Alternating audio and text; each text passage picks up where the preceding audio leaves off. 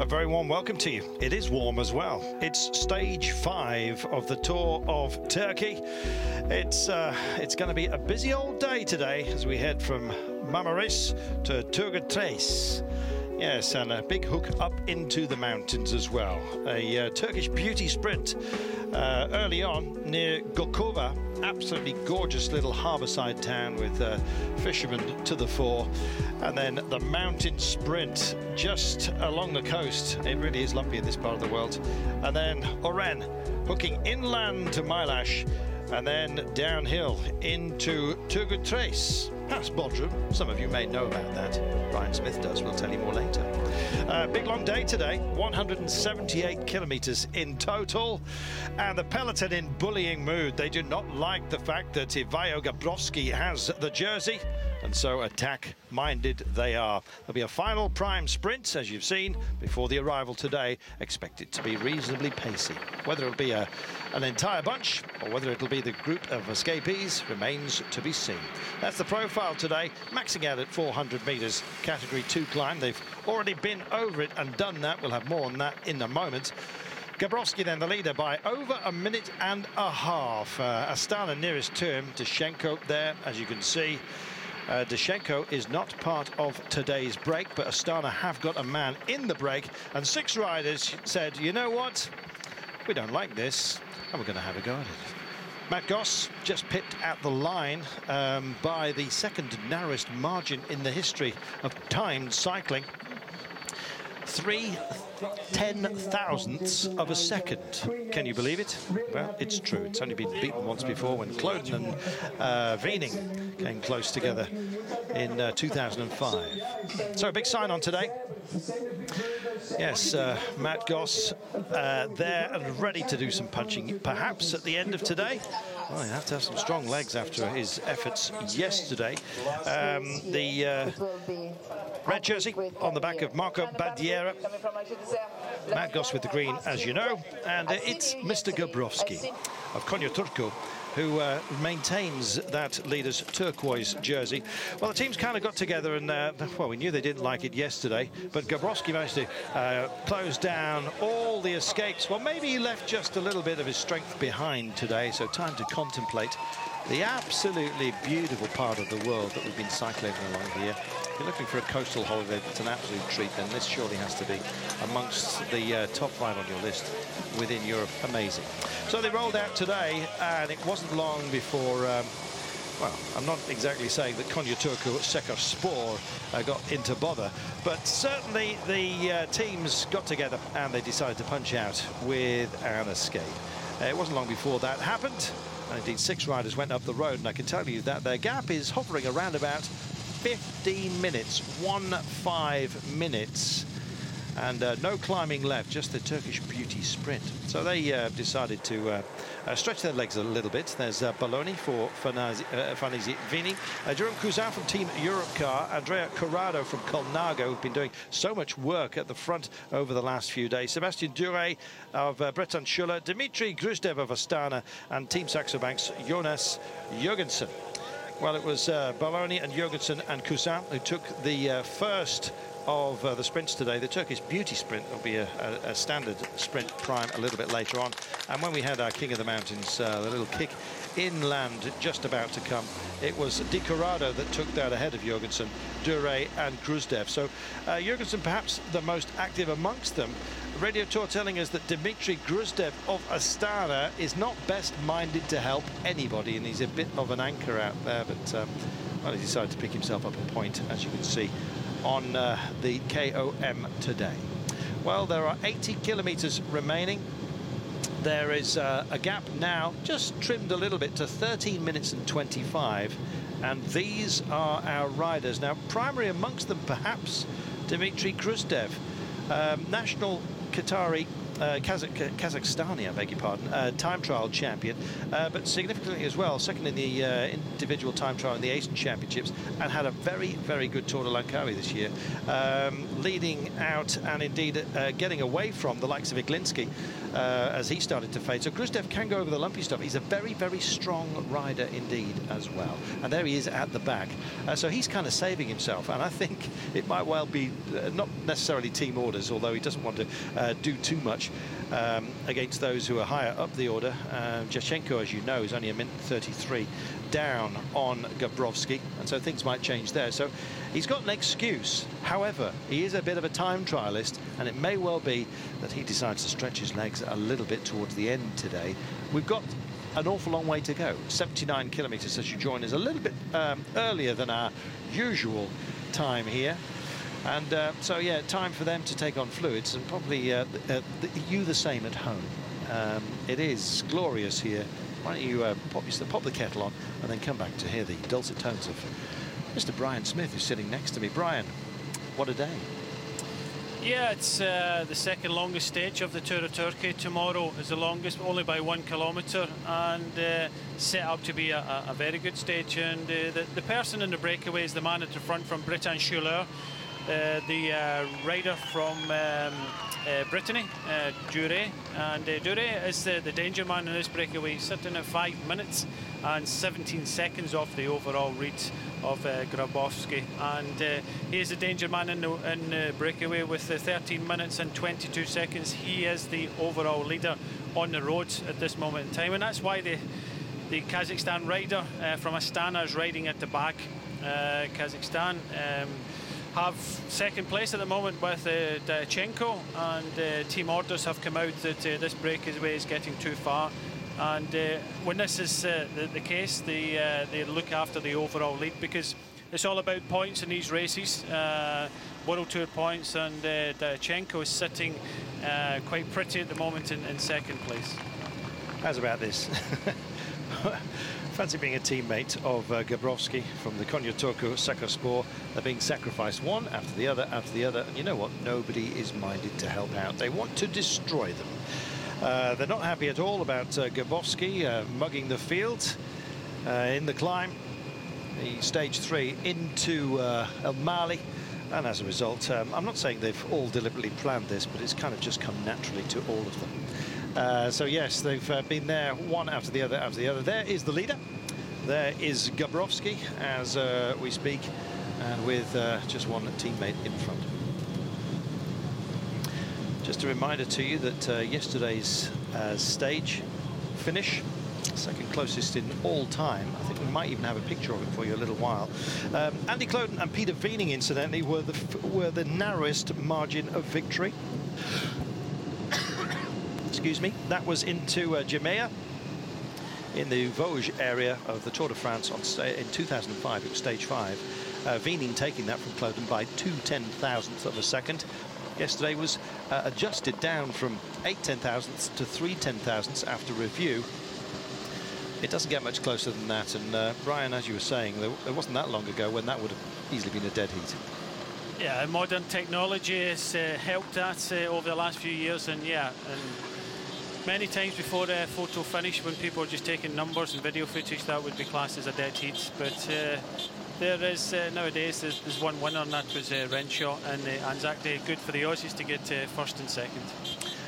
So some duties, water carrying duties being performed. You've got to stay safe today in terms of fluids. It's a very, very warm day. We're all here in t-shirts. Brian's got his knees out, which always is a good sign. And yeah, it's you do have to take care to keep the fluids up, and they're being supplied by neutral cars here with water, those who are up the road. We are going to take ourselves a commercial break, and we'll be back here in a moment.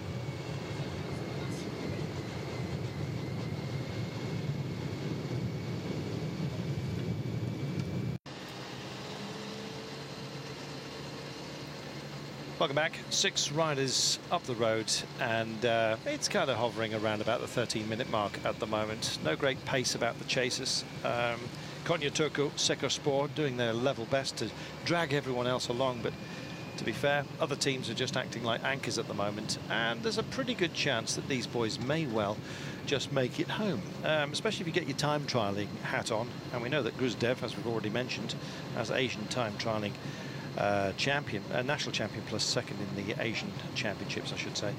He can do it, and he's got the excuse of kind of sitting out the back at the moment. We were mentioning Sebastian Duret a few moments ago. He started his career at this race in 2005, and yes, he's had some decent results. 2009, so it's a little while ago now. He's just over 31 years of age now. Was the 4 days of Dunkirk, where he took stage 3 there, and was second in the Rome Alps Isère Tour in 2010. So he can go over the lumps. How he will do by the time we get to the end here today is anyone's guess, but 5 minutes and 17 is his deficit at the start of the day, so he's our virtual leader. Take 5 minutes and 17 off what is on your screen, and it's around about the 8-minute mark is what he's got, fluctuating one way and then t'other. There is the man from Konya doing a lot of work at the moment. It's I think it's Serti Greshin, who's currently 85th overall. Over 24 minutes down on his leader, but that means very little to him. He's out front and doing the sacrificial lamb job, I think. Yeah, earlier on today, you had most of the Konya team and the Salcano team, the two Turkish continental teams, combining together at the front of the peloton, but they've obviously felt the heat and have just left one rider in front. Whether they've decided that you know, when some of the other teams have come up, the likes of Accent Jobs and Caja Rural. Also, you've got up there Saxo Bank and Katusha up there again. When these other riders have come up, they've decided, right, we can just save a wee bit of strength and, you know, ride a bit more back in the peloton. So earlier on, both these Turkish teams had to, especially the Konya team in green, had to ride at the front. They did get some help from the Salcano team. And then when this gap went up to 15 minutes, people still looking for stage wins here in the Tour of Turkey, and they've got some help by Caja Rural and Accent Jobs. Farmer, one of the teams who possibly, Ryan, been rather disappointed by their performance, I think, in this tour so far, and possibly amongst those who are most miffed, I think, of some of the continental teams coming through and doing the job. Yeah, it's not easy. It hasn't been easy for a lot of the World Tour teams, and you know, obviously we've had the Lotto winning with Graipo yesterday, Rabobank winning with Renshaw, but there's still a lot of riders, and Rabobank have actually won 2 stages with Boss at the start, so there is still a lot of riders here, and stage wins up for grabs. So, and that's why Caja Rural are here. Accent Jobs, the riders sitting in 4th and 5th places. They have got nothing. They are the second division teams, Continental Pro, and this gap looking very good. And as you said, some good riders in this breakaway. Koza from Europcar, former track cyclist. He actually won the individual pursuit and team pursuit for France in the national championship. So. And he has recently won just about 3 weeks ago the Tour of Normandy, which isn't an easy race. In fact, that break he went in the first stage got almost 15 minutes as well. So he's been in this situation before. But in the Tour of Normandy, the 2 riders left, and they never brought them back. I think they finished just over 2 minutes. They never caught them. So again, he finds himself 3 weeks later in a different part of the world, Tour of Turkey, with the same situation, but more riders to help him. I don't think it's going to upset them too much that the rider from Astana, Gruzdev, has decided to sit on because of purely team tactics here. They are thinking of Diachenko, and if this group stays away, then Dure will rise above him, and so they're thinking, well, because we've got second place overall, we can afford to have Gruzdev to sit on the back. And if it doesn't come back, then he's got a great chance of winning the stage, and you know, that'll please Astana. Very much so. Amongst these as well, Jorgensen, Jonas Jorgensen, Team Saxo Bank. There he's in with the Saxo written rather conveniently across his back in the dark blue. Yes, more than handy as well. Winner of the Grand Prix des Berges in Pas-de-Calais area, so not that far from Britain. In 2011 last year, There, though, crucially, he beat Stuart O'Grady and Rob Wagner and Borut Bozic as well. And in fact, they were all together, second, third and fourth behind him. So he did a pretty handy job there. And on the Tour of Poland, he actually got the better of Marcel Kittel. So presumably he's got a turn of speed as well, which will help him a little bit later on. 72 kilometres remaining.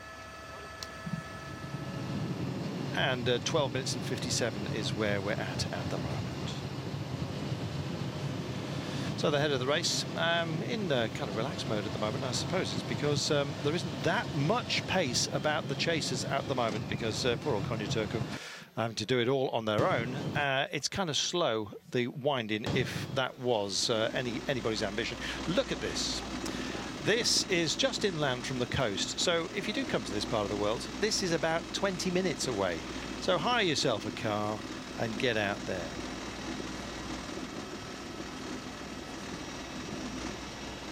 The Gonchelar Valley is what it's called. Absolutely glorious. You see a lot of big winged kites. I'm not talking about things on strings, I'm talking about birds in this part of the world. I don't know what they're hunting, but apparently there are little white beasties that hang around in this part of the world. I've forgotten what they're called. Somebody will let me know. And if you'd like to, then why not Twitter? It is Carlton Kirby. Oh, hello.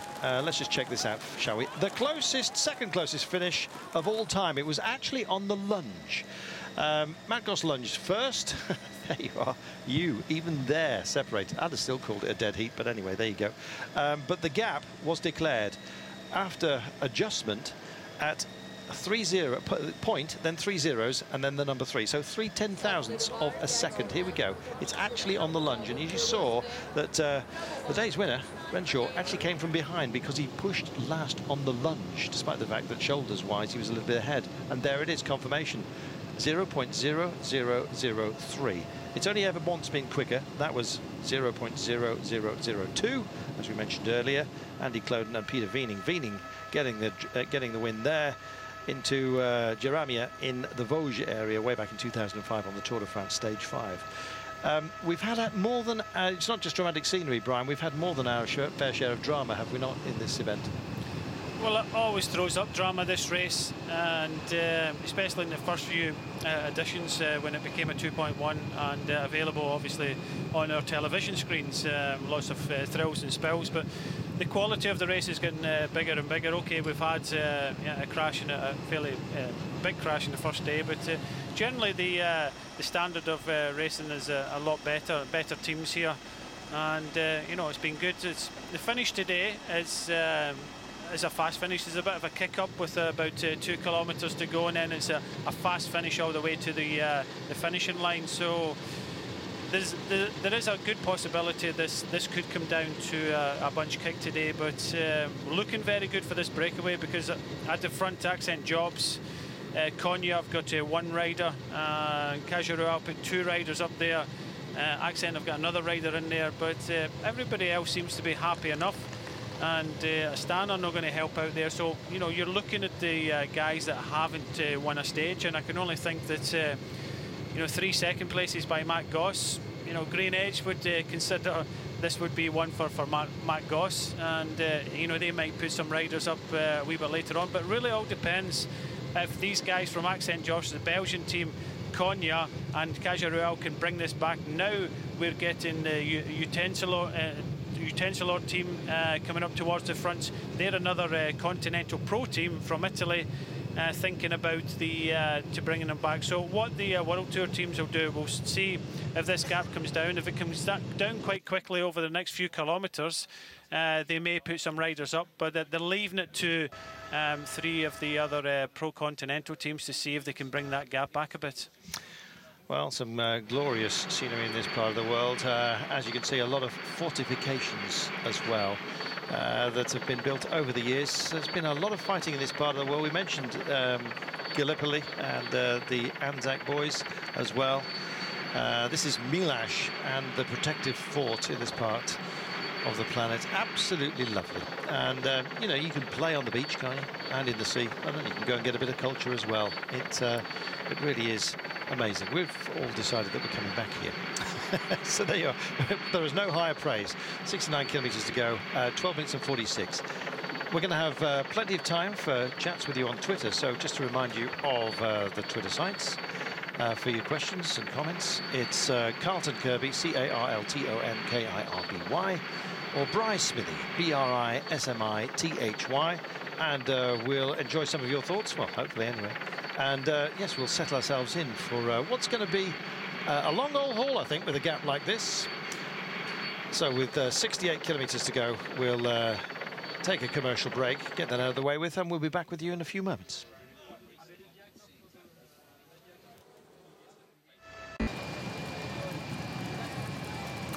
Welcome back. 66 kilometres to go. 12 minutes 49. It's more or less holding steady now. And unless one of the bigger teams picks this up and decides to hit out today, it looks like they're going to leave it to the Continental boys to just fry themselves amongst the olive and orange groves that we pass through here. Time for us to have a chat with some of you on Twitter. We'll get to you in just a few moments' time. I think cursory mention of some of the other guys, well, a little bit more than that, give them credit, for goodness sake. Andrea Di Corrado, we haven't mentioned of those up front for Colnago. Now, Colnago have been another team that have disappointed here. Brian, do you mind telling me why Colnago have done so much work on the front over the last couple of days? I don't think it's a bad thing. It's always good to ride on the front. It gives you sometimes, you know, when Mark Cavendish wins all these stages in the Tour de France, it's the extra motivation not to let his team down. And you can get other teams that kind of sit back and help the sprinter less so to win. But I think it's just to give confidence to the person that they're looking after.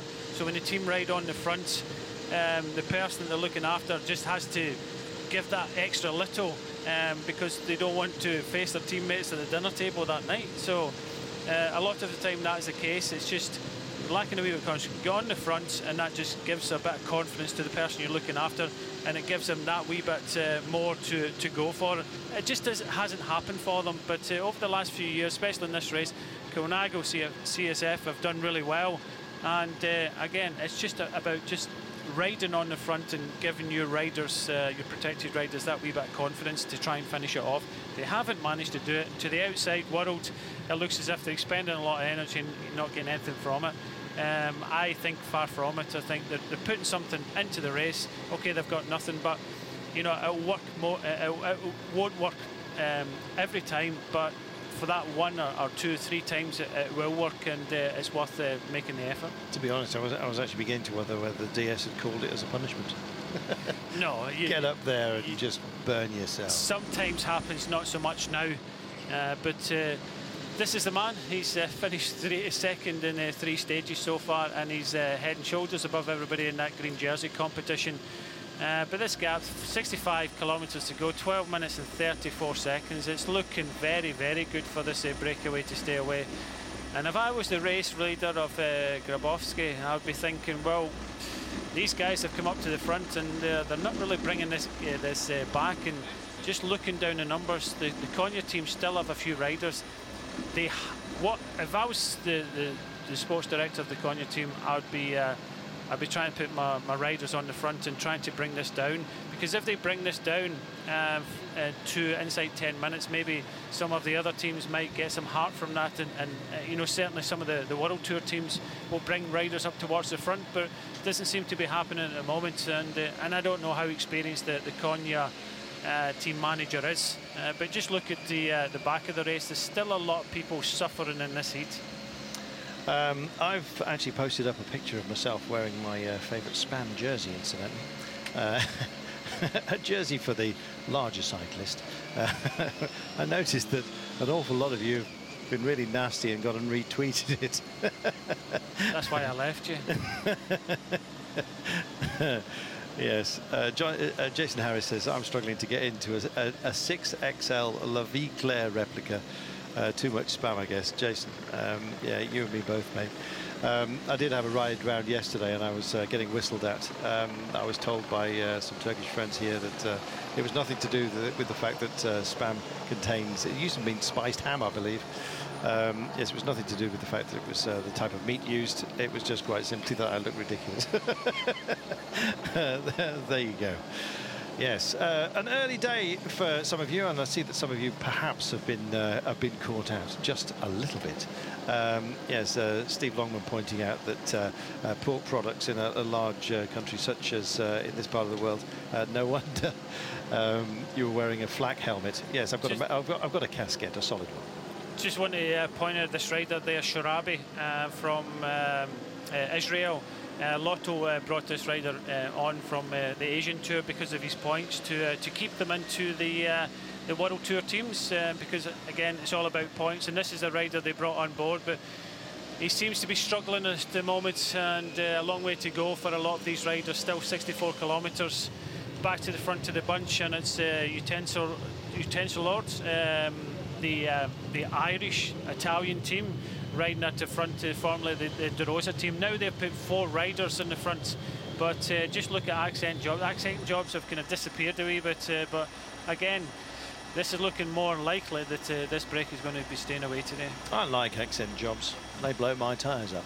Anyway, that's not a euphemism for I like them very much. They literally do blow my tyres up when we head out into the wilds here, of which there are plenty. In fact, Brian came across a tortoise out for a stroll yesterday.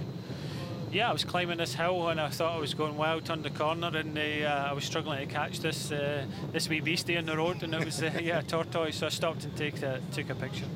Yeah, bless him. I'm hastened to put him off the road onto the side. Yeah, there was no danger of me getting onto him at that point, because I'd already turned back. There you go. At least I admit it.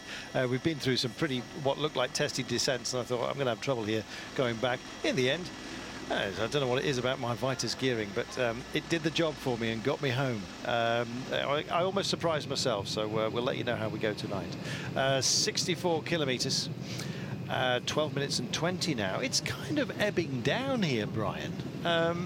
Yeah, not fast enough, and you were mentioning Colnago riding so much at the front, and a few of the teams we mentioned it in the van on the way over, that a lot of teams put in a lot of effort. They missed the breakaways, and sometimes you have to change your tactic, and I said possibly Colnago and Omega Pharma really need to get in the breakaway today to take the pressure off the rest of the riders.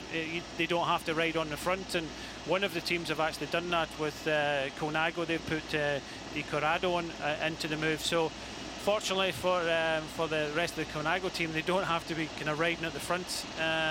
But for Omega Pharma to miss another breakaway and put that effort in yesterday, again, it's a big mistake. And Wilfred Peters, who is the Director of Sportive, really won't be happy with them. And again, some teams will start to look at the next few stages, and not everybody can win a stage here, and they start to run out of time and start to get desperate. This is a fantastic stage to get in the breakaway. Quite a hard start, some narrow roads.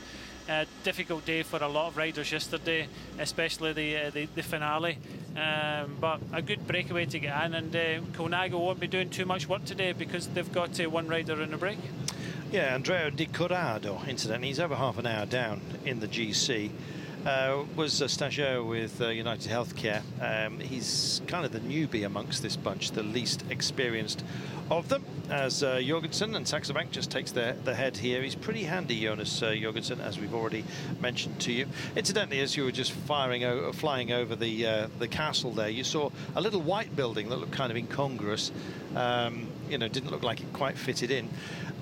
They rather handily, whenever you've got to make an effort to get somewhere here, they put a little mosque so that when it is prayer time, should that be your inclination, then you can do the right thing as far as you're concerned. And we found them on the top of mountains as well. You see things that there's nothing bar sheep and goats and shepherds' huts, and then all of a sudden you'll find a tiny little tiny mosque that usually is immaculately kept in the middle of nowhere. It just happens to be that if you're out there and walking, you can just ask for some divine help along the way. There we go, just handing over a little bit of power. our friend from Farnese Vini. That's Alfredo Balloni, incidentally. I don't know what his nickname is, but Brian was suggesting Loader. It would be a good one. But yes, he is indeed here, and yeah, turned pro only last year with Lamprey, incidentally. He's only 22, so he's another youngster here along with Corrado. So something to learn from those around them, I think.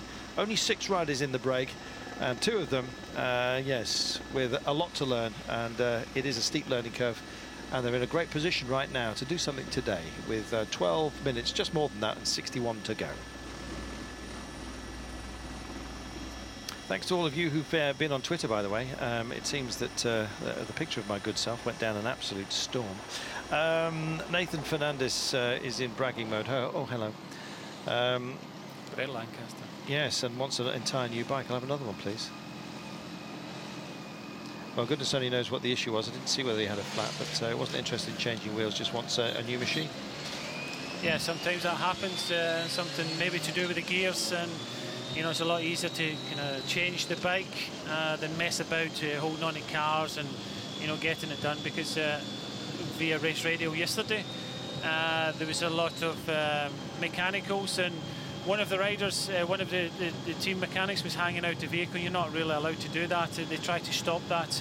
And so if you've got a gear problem, you don't see the mechanic hanging over the back of the bike trying to adjust the gears and things. So just purely for safety. So a lot easier these days to change bikes and get back to the peloton. Just looking to try and see if it looks like a fixed seat post as well, part of the bodywork. Is that adjustable?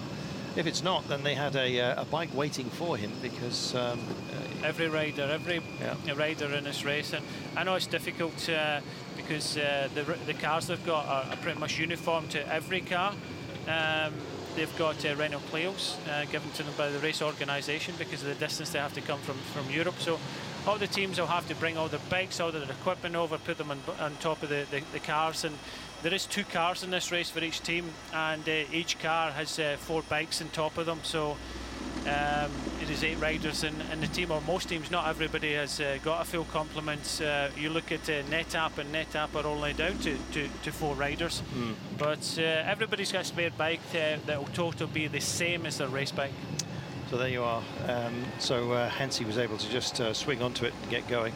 If your seat is incorrect for you, it really is a pain in the backside, quite literally, and certainly for the thighs. I know that the other day I hadn't tightened mine up enough, and got a little bit of slip.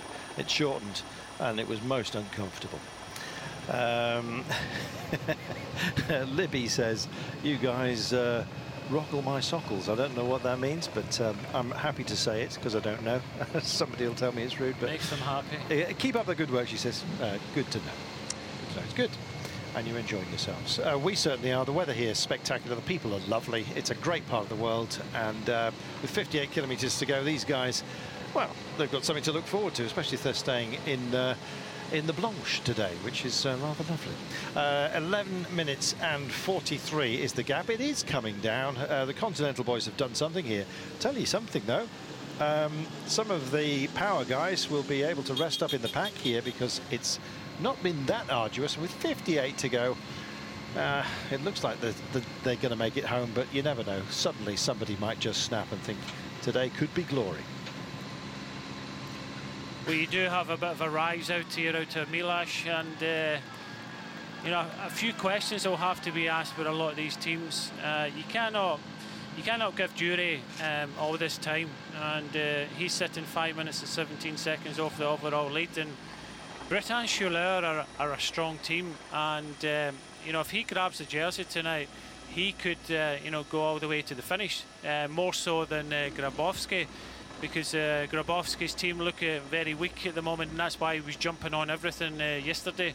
So for me, this is Jury is more of a danger than Grabowski. So it's going to be interesting to get to the top of this drag to see what teams are still going to be riding. You've got the Italian team with an Irish license of utensil lords at the front of the old De Rosa team. They've got a sponsor at LPR as well. Konya have come to the front as well, but I'm just looking to see Accent Jobs have maybe got 1, 2 riders. Caja Rural maybe be there, but none of the other teams have come up to the front. And again, this gap not coming down quick enough does for me look as if it's going to stay away. But the big question is some of the other teams going to come to the front and bring the gap down under 5 minutes? Because if they're not, we could be looking at a new leader of this year's Tour of Turkey. Absolutely. I think Astana looked the most minded to do something. They were certainly amongst the most livid. They're not going to do anything today with well, Ryder in the breakaway. No, but they're in a prime position at the moment, ahead of everybody else and in rest up mode. It depends if he gets into bother. He looks reasonably comfortable at the moment, Dimitri Grutsev. We'll see. There they are, just shadowing. They and Katusha. They've kind of stuck together, really, the Kazakhs and the Russians. And there is one of Mr. Stelios's planes that flies into this part of the world. You know this airport.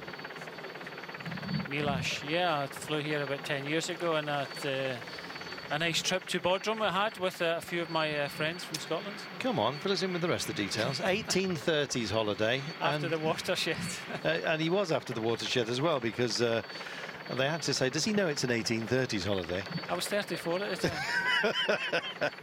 There's yes. an absolutely brilliant nightclub here. He beasted them all. He beasted them all. The old man got the better of them. Just look up Halikarnos. It's the biggest was at the time, biggest outdoor nightclub. And we were on one of these booze cruises, and they went into the harbour, and what a night.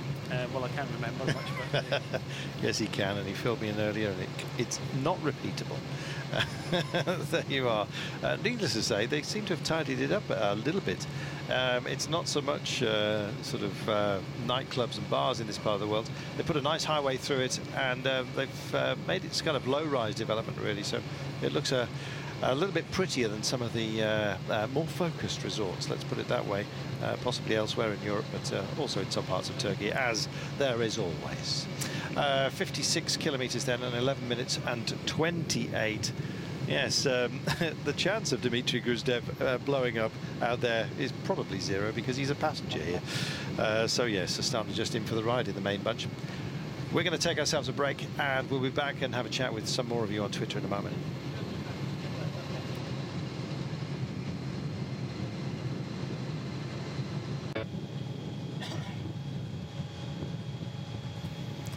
Welcome back. The chase not exactly on, but yes, some are putting in more than just a little bit of effort here. Utensil Nord have been busy. We've seen Spartatech just starting to roll around a bit as well. There is our leader, Ivayo. He is, yes, Mr. Gabrovski to you and me in his turquoise jersey. His startling performance up the mountains, and then startled us as well with his robust defence of that jersey, solo styley yesterday, managing to break down or help to catch a group of 11 escapees yesterday. He's been a bit quieter today, possibly because of the efforts that he put in then, and his Konya Turku team, I think, are just about at the end of the limit of their endurance. I think it's been a tough one for them. Time to stretch it out a bit and take advantage of one of the kinder sections here from Adam Hansen. Yes, thanks to all of you who've tweeted in, by the way. You've been busy today. I think the kites are part of they eat something called jerboa, says Odysseus, who's been busy while we've been here in Turkey. He says it's like a big-eared rat. Easy to carry off then. One should imagine. Osnita has said, what has surprised and delighted you about Turkey? What about yourself, Brian? Anything? Possibly the hotels. Some of the resort hotels are fabulous, and you know, the area we are in Turkish at the moment, I can't remember much being here 10 years ago. I don't think it was. Yeah, yeah, it was that good.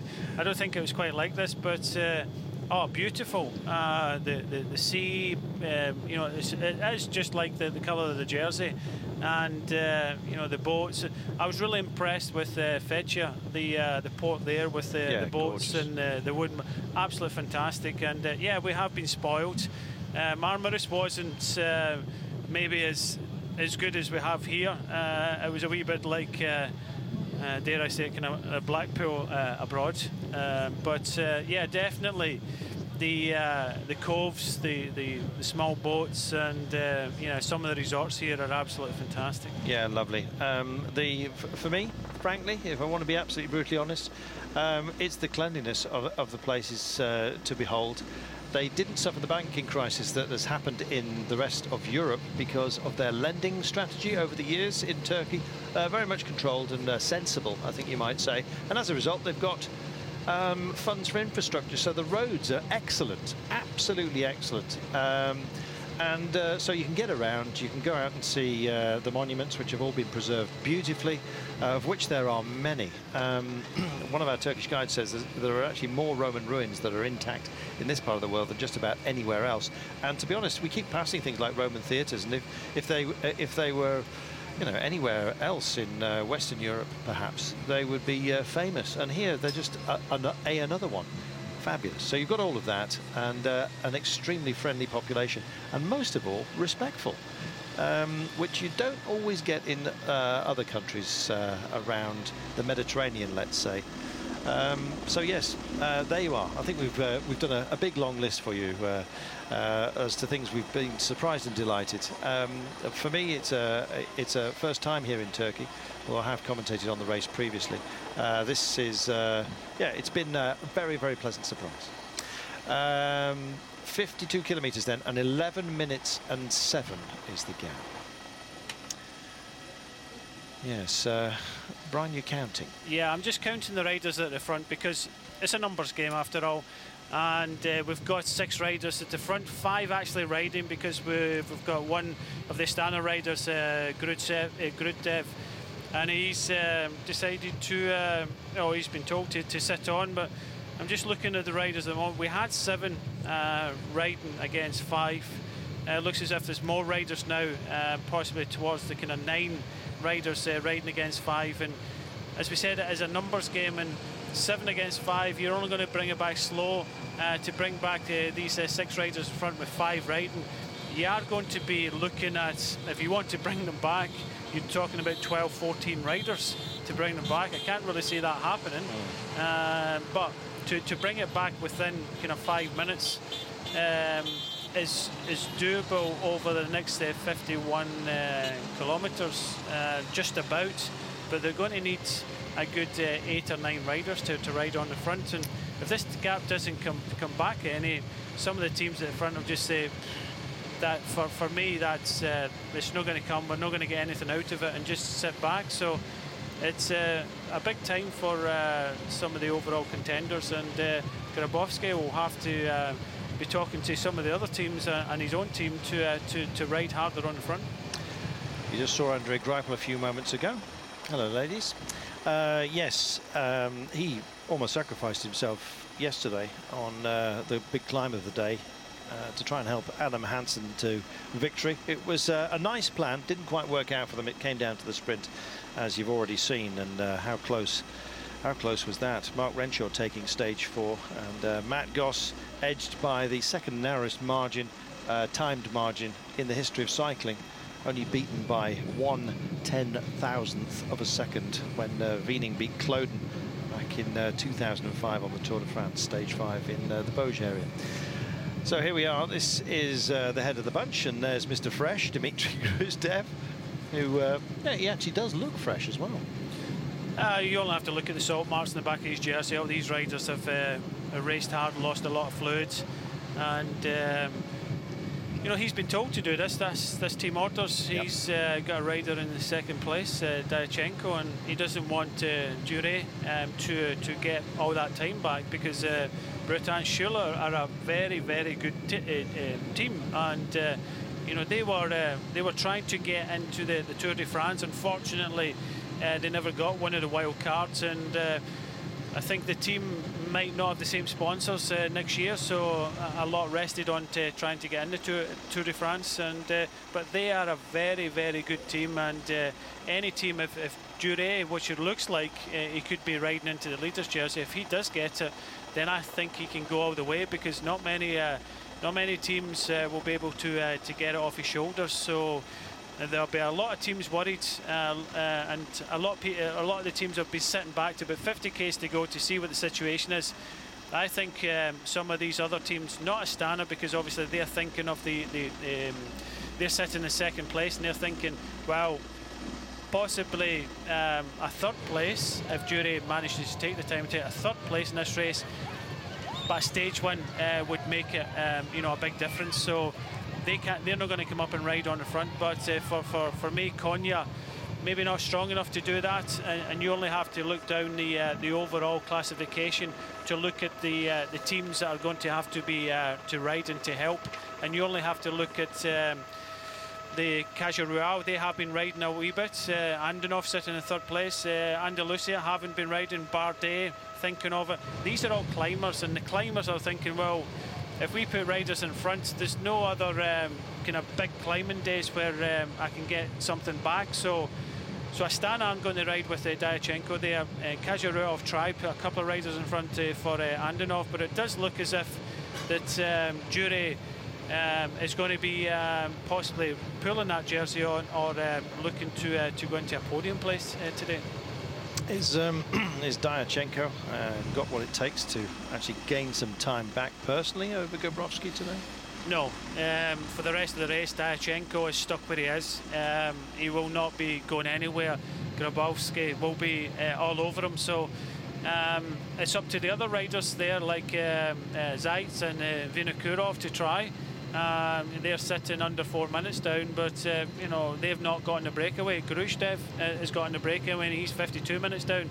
So the only team that can ride to defend and help Grabowski is Astana, and they've got a rider in the breakaway who's thinking of the stage now. So a stage win here is probably outweighs whether he finishes Astana finishes second or third on the podium. It makes not a great deal of difference to them.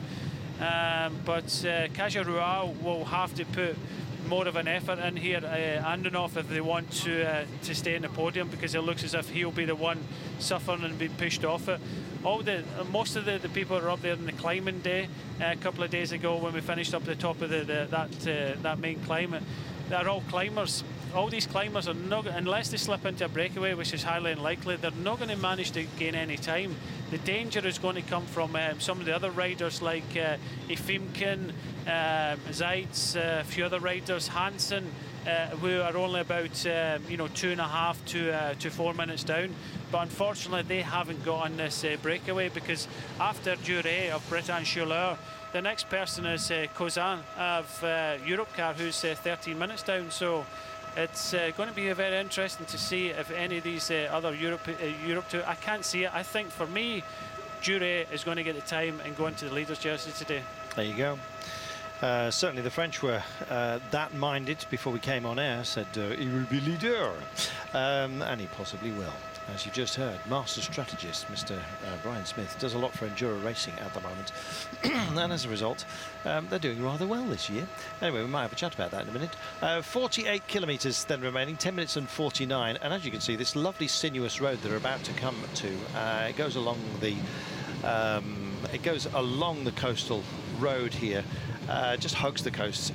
You'll see a few little boutique hotels along the way as well. If you've got HD and one of those freeze frame systems as well on your screen, take some numbers. There's some absolutely beautiful places, and as we said the other day, your pound does go a long way. There is our leader, Mr. Gabrovski, and yes, just being shadowed by a starter at the moment. Yes, sounds difficult. Molly saying, thank you for the tremendous pictures. Who's supplying them? Well, it's the same crews that do the big tours, incidentally. They've been brought here to Turkey, but thanks to our friends at Turkish Television, it really has been a very, very good package that they've put together here. There are the riders, and our helicam just hovering. You'll see it disturbing some of the bushes here, but it is the rotors that are causing that. There's not much breeze. As we look out at the commentary position, there's the tips of the trees just waving very, very, very slightly. It's a cooling breeze, rather pleasant when it's around about 28 Celsius, which is what we've got today. Last few words on my spam jersey, which I tweeted earlier on. Darren Lovell says, showed the spam picture of you to my wife, and she says that you've got very good legs. And I'm taking to the opticians immediately, he says. And Roland Wallbank says, re your spam jersey. Are you in need of matching shorts, perhaps sponsored by Ye Old Oak, which I think is like Peck. I was reminded by my Polish colleague, Tinned Ham. I think Peck used to have a team, actually. There you go. In the far reaches of my memory, somebody will tell me as to whether they have or not. Yes, a few other comments for you. If you'd like to join the conversation, it's Carlton Kirby, CarltonKirby, or Bryce Smith, Brismithy. One of the Caio Royale boys looking rather gritted teeth at the camera momentarily. And the Turku boys as well, as you can see, just trying to spread around the moisture from their jersey here, of which they'll be giving off plenty. There's our leader. Little look over to the camera. He's not in grinning mode today. I think he knows that the hammer's been thrown down. Well, I'm just looking at the situation of the race at the moment, and you see the flags flying in the background. This part is a bit of a headwind. We have got, I counted about 12 or 13 riders now riding at the front. So you've got Utensilord, Caja Rural, so Cano have put a rider out, Accent Jobs, Konya are able to ride as well. So there seems to be about 12 riders riding in front, with 5 riders riding. I reckon they could trim off about 5 minutes all the way towards the finish.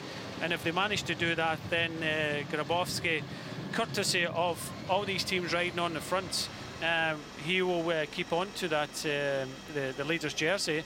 Not unless some of these teams are riding in front because they're only thinking of the stage more than anything.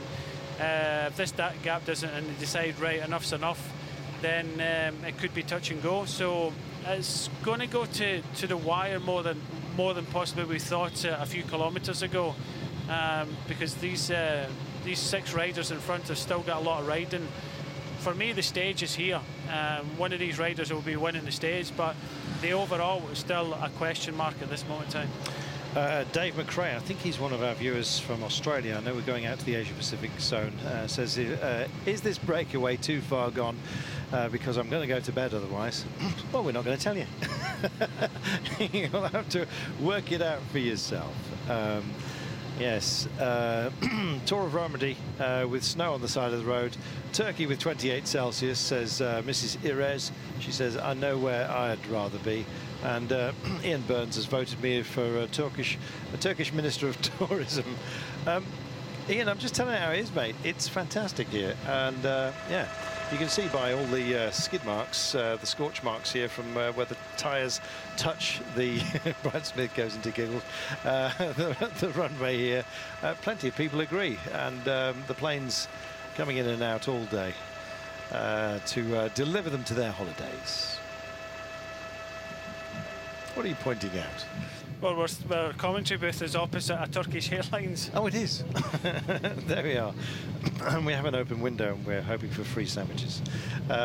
44 kilometres, 10 minutes and 13. And I think he knows that this may be the day that gets handed over, you know, that jersey. No, it's touch and go at the moment. Yeah. The riders that are riding on the front, likes of Accent Jobs and Utensilord, are thinking of the stage, but with 44 kilometres to go, 10 minutes and 7 seconds, there's going to come a time very shortly that they'll think, we're not going to bring this back for the sprint, and you know, we're going to be riding for 7th place. In that case, the team of Grabowski of Konya will have to ride to try and save that jersey, but at the moment he's sitting back and getting the help from, you know, 2 or 3, 4 of the other teams, as we now see the team cars coming through, and that's a telltale sign that this break is staying away, which we've already said. The winner is going to come from this breakaway of 6 riders in the front.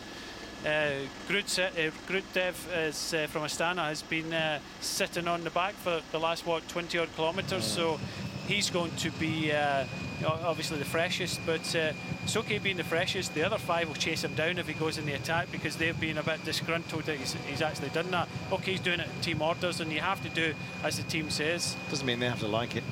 A little bit of a brake issue going on at the moment. Not a magic spanner. There are some adjustments going on here. The magic spanner, incidentally, is where you come for a little bit of mechanical assistance and you get a free ride. But it looks like there were genuine adjustments going on. They look to be over by now. When the commissaires, who do have a view of these pictures, by the way, on board, when they catch sight of this, they do call them off. They do call them off. We'll take ourselves a commercial break. We'll be back in a few moments' time.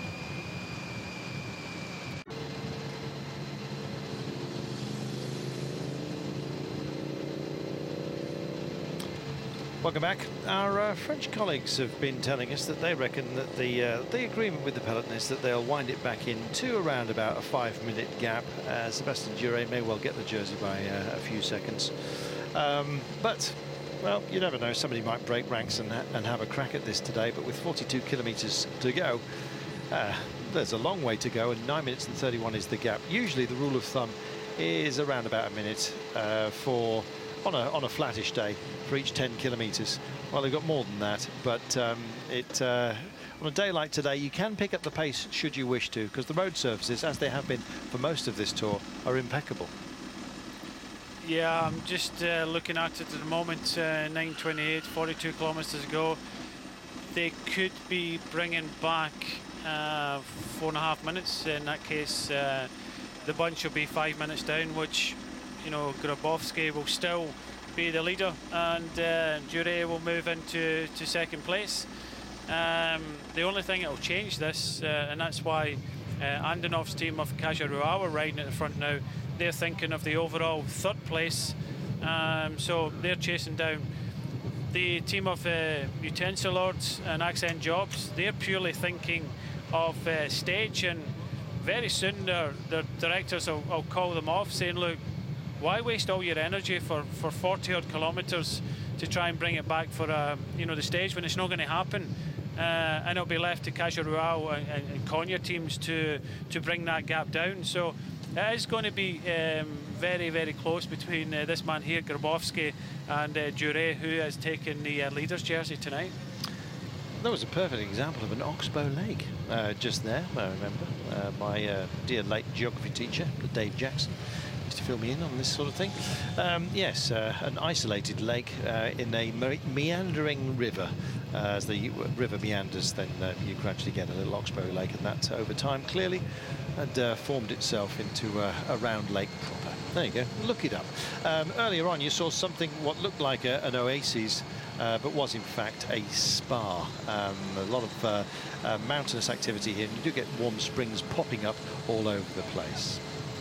Well, just looking, one of the Turku riders, having ridden at the front, has now been distanced now at the back. So we know this team has not got a great deal of strength. Grabowski is by a long way the strongest rider in that team, and yeah, the gap's still coming down. A lot of the riding at the front by Accent and Utensil orders.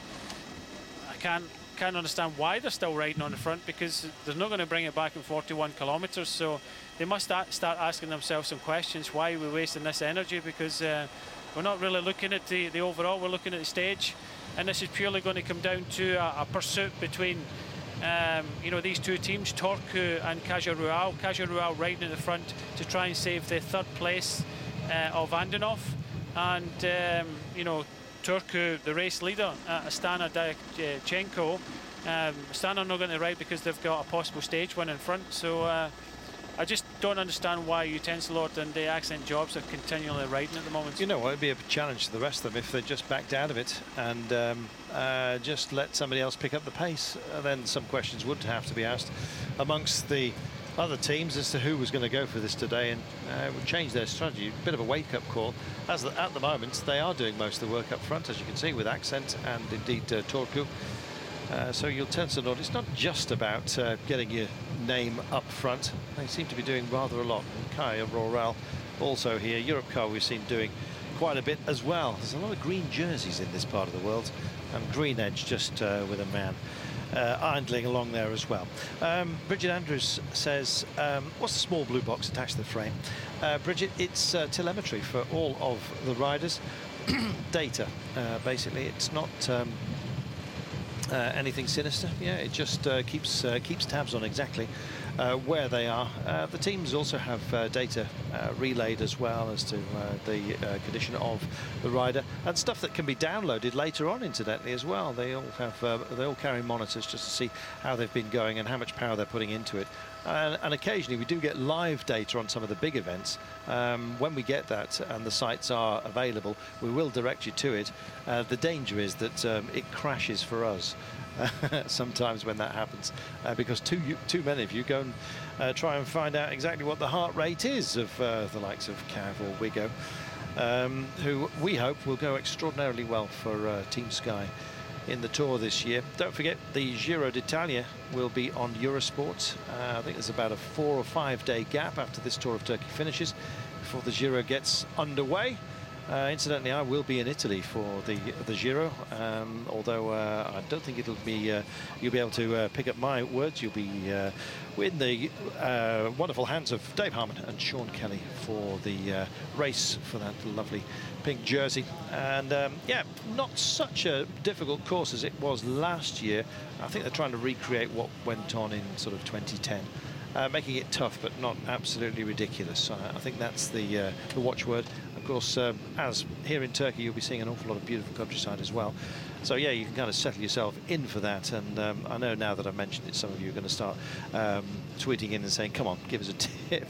Trouble is, when I give a tip on the air, the odds generally tend to crash. So it's not good. I usually put my own bets on, so beforehand. Look at this. I don't know what island we're just hooking over at the moment, because it's not in my book here. But this is one of those places where you can take a boat to, and I'll be bound. Brian Smith has probably visited this place. There's a little monument, I'm sure, in the shape of a beer bottle somewhere on there. He's now got in a huff. 38 kilometres to go. Incidentally, there are the tortoises in this part of the world are wild. Do not pick one up and take it home, especially the small ones. They are the most impounded creatures that are brought back by British holidaymakers at Heathrow. You will go into the naughty box. I'm not quite sure what the fine is or the punishment, but it is severe enough to try and discourage people from doing it. So don't let them run wild as they do, and have Brian Smith gently shoo them away from the highway when required. This is where they live, people. It's not supposed to be keeping them in the colder climes of the United Kingdom. 37 kilometres to go then, and 8 minutes and 43. The gap is coming down, but I think it might well stick today. No, it's definitely going to stick. The winner of the stage is going to come from the 6 riders in front. We will expect an attack in the last possibly 5 kilometres from Grudstev and from Astana, but the other 5 are going to chase them down straight away because they don't want to have a passenger. But a couple of teams just looking at accent jobs. One of the riders have disappeared. Maybe the information is slowly getting through to him, but Utensilor's still riding at the front, and at the same time they're helping the race leader. For me, it's going to go to the wire, and Jure is the one of the strongest in the breakaway. But for the stage, I would think that the man that seems to be a good form at the moment is Kozan from Europcar. Again, about 3-4 weeks ago, he won the Tour of Normandy. Again, similar to this, he went up the road in the first stage with 2 other riders and won the stage and kept the jersey overall. So if Kozan wins the stage and Jure takes the overall jersey, then our French friends next door will be happy. Fraser Wildman, do you know Fraser? He lives in Kent. He says, I'm loving the Scottish accent. He says, I'm not Scottish myself, but at least I've got my own tartan. There is not a Smith tartan. However, if Brian... There is? Yes. There's an ancient smith and a modern smith. There you go. Well, I was just about to say, at least you've got something from. I believe that places also have their own official tartans, and if you haven't got one, there's always the Caledonian. However, if you do wander into a Scottish tartan shop, they'll make one up. They'll make one up for you. Just as an aside, while we've got time, I was actually in the Isle of Bute, and there was a tartan shop, and some American tourist came in and said, I'd like a tartan. My name is Goldstein. And he said, I'm sure we can help you, sir. Let's have a look. There you go. Mine's the Cameron of Loch Isle on the female side. There you go. 36 kilometres. There's Celt in me. Absolutely. 8 minutes and 36. And so it's going to be these guys. So who's your pick for the stage? Cousin. Europe car. Jerome Cousin from Europe car. Oh dear. I'll have a think about it. I think it might work. You put me in the spot. You asked the question, put me in the spot, and then say, I'll think about it. Oh, he's getting bitter now, people. I think Gruzdev will. I think he's going to be the freshest. Yeah, it would be the freshest, but the other 5 riders will not want to let him go. No, they won't. Especially after what he's been up to today. Anyway, there you go. Thanks to everybody who's joined us on the conversation, by the way. You've kept us royally entertained while this has kind of ridden out, really. The peloton not best minded to close that gap. I don't think they're exactly punishing Gabrovski for the audacity of taking the jersey, but they're certainly not minded to help him out, that's for sure. Geraldine McQuail says, as an unemployed geography teacher, you speak my language. Thank you, Geraldine. Yes, Oxbow Lakes round there. Incidentally, I share my favourite teacher of all time, which is David Jackson, recently departed, I might add, with Sebastian Coe.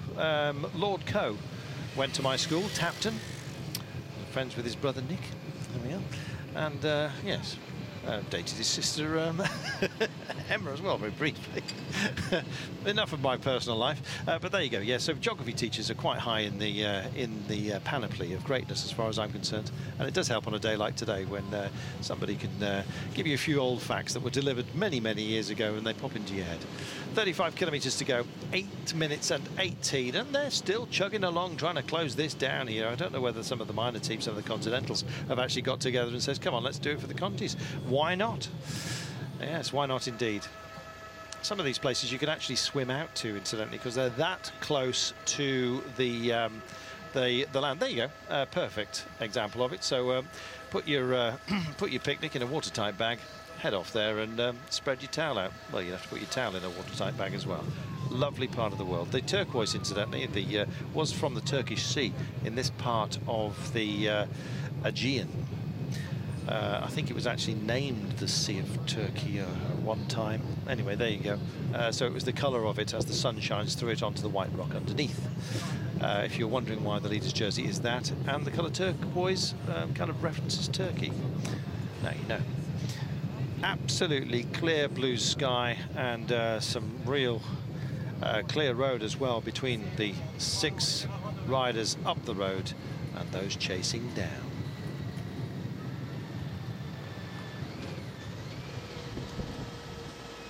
Well, pacing through, it's Bodrum, or heading to a destination, Turga Trace. I think it's actually named after an admiral, incidentally, who, yes, indeed it was. In the 16th century, he was born here, known in the West as Dragut.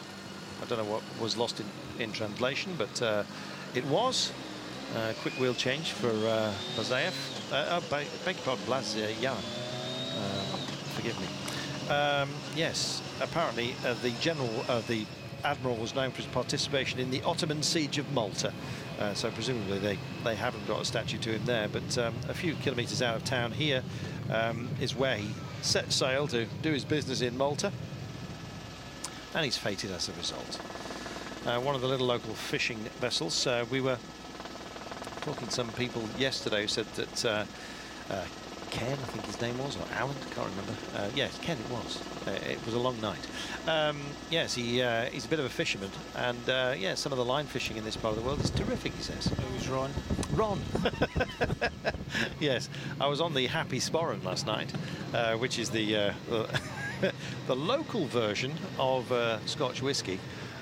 It's a bit different, but sadly I'm getting a taste for it. A memory sapper.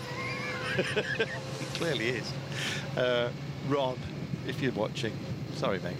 There you go. 33 kilometres. Yeah, somebody's actually immediately Happy Sporran question mark. You're quick out there. Yes, when you have an all-inclusive deal at the hotels, which is what we've got, some of the bigger brands are you can have if you pay for them. Otherwise, you can taste some of the local fare, of which Happy Sporran is one. Brian Smith's going nowhere near it, I may add. He's on the lovely wine from this part of the world. He gets the wine list, it just says red or white, and he goes red. 33 kilometres, 7 minutes and 43. All your secrets are coming out now, Brian. I know. But 32 kilometres now, 7:43, again creeping down. Again, I can't really get my head round Utensil Lords riding at the front. The Italian team with the Irish licence. For me, the Cognac team, which is some of the riders are getting dropped all the time along this coastal roads. 7:25 now. We're getting race radio coming through. I'm one of the other Cognac team coming to the front. And dare I say it, Utensil Lord have decided to sit back now. We'll have to wait and see, but Cognac and Caja Rural, the two kind of green colour teams at the front of the bunch now, and they've got everything to ride for. Obviously, Grabowski's team of Cognac, but Andonov, the other Bulgarian rider, sitting in the third place, and that's why Caja Rural are riding. There we are, we're coming into one of these little tiny hamlets. Brian, you were saying that so much adjustment going on. If you do spend an awful lot of time at the car, you will get called, the team will get called on the radio to go away. And Jorgensen just wanted to make sure that his gears are going to be okay for the end of this one. That possibly shows a bit of ambition. They're trying to stop this. This is dangerous.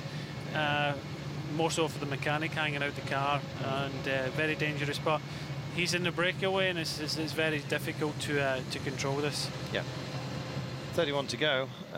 It is dangerous. Look, he's actually not looking where he's going, and there are some big storm drains here, by the way, which can trap a bicycle wheel. You might see one along the way.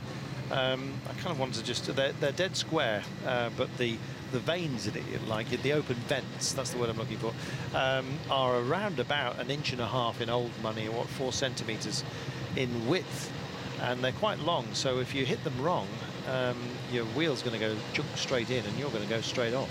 Do they have storms down here? Yeah, they do, especially when the earth gets scorched and you suddenly get a thunderstorm which comes towards the end of the summer. I think they, kind of monsoon type thing. Yeah, you get a lot of runoff, which is why some of the bridges here look like dry riverbeds. But believe me, they're raging torrents when it happens. My brother, who's in the movie business, does a lot of filming in this part of the world, Malta as well, incidentally. Yes, you build sets in those kind of areas at your peril. There have been some washed away, incidentally, when you get a rainstorm in the mountains, and then all of a sudden the torrent comes down. So do be careful. We're just looking at the front of the bunch. Utensil Lord and Accent Job still riding for me. At this moment, 30 kilometres to go. They could bring back another 2.5, 3 minutes quite easily. So for me, Dure will possibly not be a move up into a podium position, and the first three of Grabowski, Dayachenko, and Andonov will be the top three at the end of today. So again, some teams question mark why they're riding. We don't know, and that'll be the questions after the stage. But they are riding. Accent Jobs are riding, and Utensil Lords, and they are helping the they're helping hand off for Casual, although he's got his team at the front. But more importantly, Grabowski looks as if he's, because of the other team's riding, he'll be still the leader at the end of today's stage.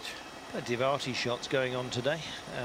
That's essentially because it's it's kind of static as far as the action is concerned. It will start to blow apart as far as the top 6 are concerned. But it looks like nobody really is minded to pick this one up with 30 kilometres to go and 7 minutes now the gap.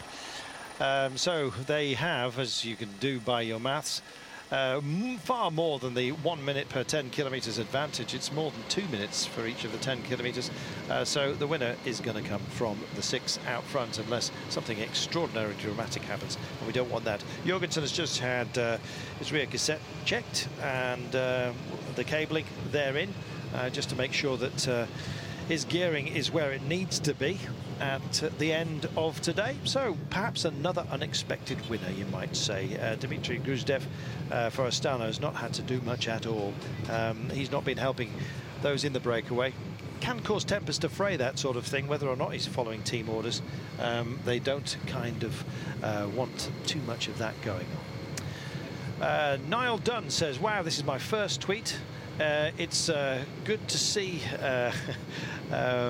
one looking as good as I do in a bike kit. Yeah, you're frightening the children, he says. You guys have far too much fun, says Carol Castagnetti. He says, do they pay you as well? Thankfully, Carol, they do. Nursing a bone graft on a collarbone and loving your knowledge, says Dave Clark. Thanks, Dave. And Nathan Fernandez says, have Saxo Bank won a race this year? They need something before Contador wins the Vuelta, which he will.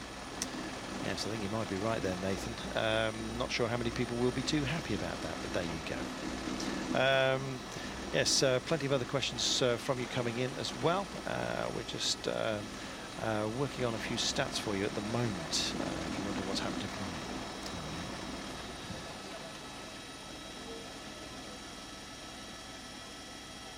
How many riders use electronic gear changes? Is it better than the manual one on the big climbs, says Marcus Anderson.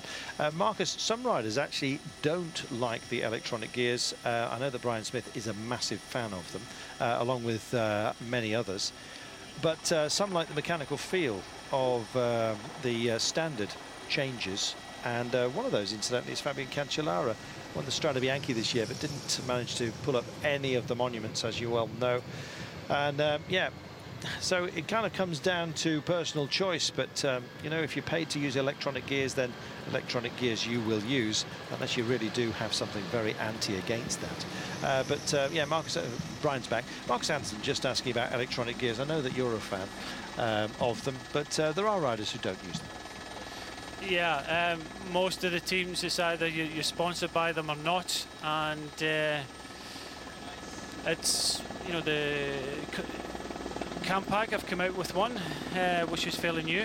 I'm not too sure. I know that Movistar have been using them. They're not here, but a lot of the teams on Shimano are using the electric gears. SRAM have not, at this moment in time, come up with one. And you can just see the gear levers at the moment. Some of the riders in the front with the SRAM, they aren't electric, but there'll be teams in here. I haven't gone through who's using Shimano, who's not using Shimano. But I've just been handed a gift. It was a note back to you, Carlton Kirby, with your own personal name on it. There it is. I didn't realise. There you are. You see, there's me busy shoeing while I'm while I'm talking to you, good people, and I'm being given a gift. I must go and apologise. She's left the building. Never mind. Turkish Airlines have given you a really nice gift. Oh, there we are. That is very sweet. And already some tweeting in saying not surprised. There's the big fortress. That's counter the likes of Brian Smith when he's on holiday marauding mode. There is the harbour down there as well. You know what, I was surprised by Bodrum. Somebody asking earlier on, Osnitzer I think it was, what surprised you? Bodrum I quite like the look of, and I was expecting it to be a bit of the sort of a bit like Marmaris. Yeah, frankly, but yeah, Bodrum I quite like the look of. So if you're going to fly into Bodrum, stay, for goodness sake. But then again, if you can, check out Turgut Tres, because it's lovely. 27 kilometres to go, 6 minutes and 1. Sebastien Duret, there he is. Now, it's getting a bit critical for him and his leader's jersey aspirations. No, it's gone. For me, it's gone now. Because of so many riders and so many teams have taken up the chase. And the question mark is why on a couple of teams, Accent Jobs and Utensilord is 2 of them. Because, you know, it was down to the leader's team to defend his leader, his jersey. But as everybody knows, especially yesterday, his whole team are very weak, and that's why he had to cover so many moves himself. Andonov, the other Bulgarian in this race, with Kaja Rual, you know, they're riding to keep that 3rd place. So for me, this man at front, Breton Schuller, Duret, has had one hand on the leader's jersey, but unfortunately there's been a kind of combination of teams riding at the front of the race to bring this back, and Duret now will be lucky to be in the top 3 at the end of today. I think so. 26 kilometres, 5 minutes 49. Glenn Lewis says, Carlton, you are officially the new David Duffield. Glenn, I'll take that as a compliment. Yes, indeed. You mentioned Cancellara, says Sam Contarino, I think it is, Sam. SC's just has his name. He said, you mentioned Cancellara. How is Spartacus doing since his crash? Well, collarbone broken in 4 places. Not nice. His main declared goal for this year was the Olympic gold medal. Yeah, I just wonder whether he's got a chance. Cancellara. Yeah, Cancellara has maybe done him a bit of good, actually, being injured. You don't like to see riders crashing, but it's all on the Olympics now. That'll be the #1 goal. He showed some great form at the start in the classics, and who knows what he could have done if he'd have managed to not crash in Flanders and you know, not being able to ride the races after that, Paris-Roubaix being you know, one of his other goals. So it's all down to the Tour de France and the Olympics, and with this wee bit of time off, forced time off and coming back, you know, he would be definitely the man to beat come the time trial at the Olympics this year. David R says, I've never been to Turkey, but I once sat on a jury in a case involving a fight, not by Turkish people, I might add, in the UK, a takeaway called Bodrum. That's very tenuous, David. Yes, haven't seen anything like that. It's all extraordinarily well behaved here. Even when the ladies started making the rather delicious wraps on the top of the mountain here, there was a huge amount of interest. But it was all very good-natured as they rolled them out, cooked them on the hot stones, and then handed them to everybody. We were indeed expecting a kebabba-dabba-ding-dong, but it didn't happen. Yes, they all... Is that your saying of today? Did you have a bet on to say that? No, but I should have done. It's the sort of thing that you should only say if you're being paid to do it. Just looking at this, Carlton, Argos have now come to the front. Kittel was riding down the back. He's still in this, and obviously they're without a win. And I really don't understand why they've come up so late. 25 kilometres to go, we're still 5 minutes and 19 seconds. Surely they're not thinking that they can bring this, bring this race back to a bunch sprint. For me, the break is still away. The 6 of them: Balloni, Kozan, De Corrado, Duret, Jorgensen, and Grudstev is still in front. Grudstev has been sitting at the back for the last 20-30 kilometres and will be the freshest. But surely the Argos team don't think they can bring 5 minutes back in 24 kilometres. Well, there's some coming in. Callum says the bunch have knocked the last couple of minutes, at least a couple of minutes over around 6k, and I still think they've got a chance of catching them here. 5:10 with 24 to go. I don't know. It might well start coming back that way. To be honest, the pace is certainly up. And look at this. How much work are these boys doing up front? Yeah, they've got a lot of help. It's good to see, the Turkish local team, continental team, putting 2 riders up near the front. They are getting some help by Andonov's team. The other Bulgarian in the race, the national champion, that's Kaja Rual, the darker green of the colours, sitting in 2nd place. But we did have some other teams, Accent Jobs in the orange and black. Utensilords were up near the front in the dark blue, doing a lot of riding. Now we get some of the Argos team in white of Kittel's team coming up near the front, but surely they don't think they can bring this back now.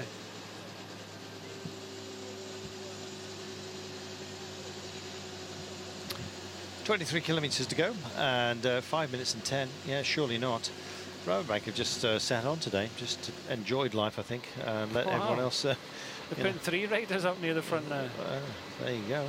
For me, they're just helping. They're helping the race leader at the moment, and you know, this is down to the overall. So we'll just have to wait and see what happens. But I can't see them coming back now.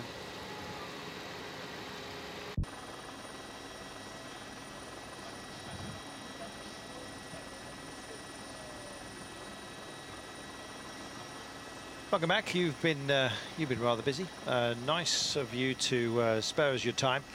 It's always good to have your company. It's always nice as well for some of you in the colder climes of Europe to just look through some of these heat hazes which are being reflected back off the road surfaces here. It really is well and truly proper summer today. Not much of a breeze at all, as you can see from the top of the trees, although some of those may get disturbed by the helicopter as he hangs around here.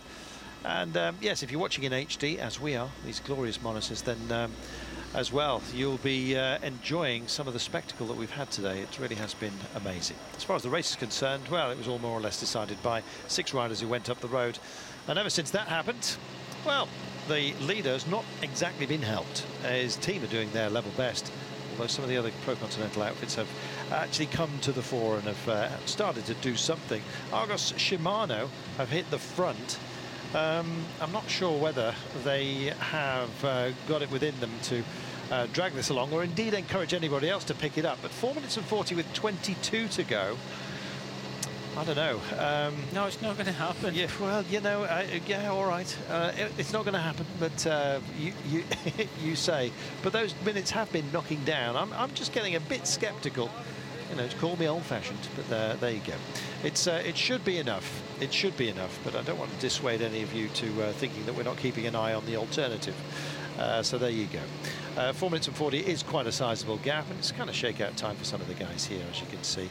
And Salcano, Arno Vitkoy in the red and with white bibbed jersey. One of their riders just coming through. They wear yellow helmets as well to further distinguish them. They're also coming in here. So the Turkish teams are kind of getting together here. Salcano and Konya Turku. There he is. Just bedded in the bunch here. And you know what? Omega Pharma have decided to just have a look-see as well. Maybe it's just to gather a bit of clear air. They've got second breath here, Konya Turku, though.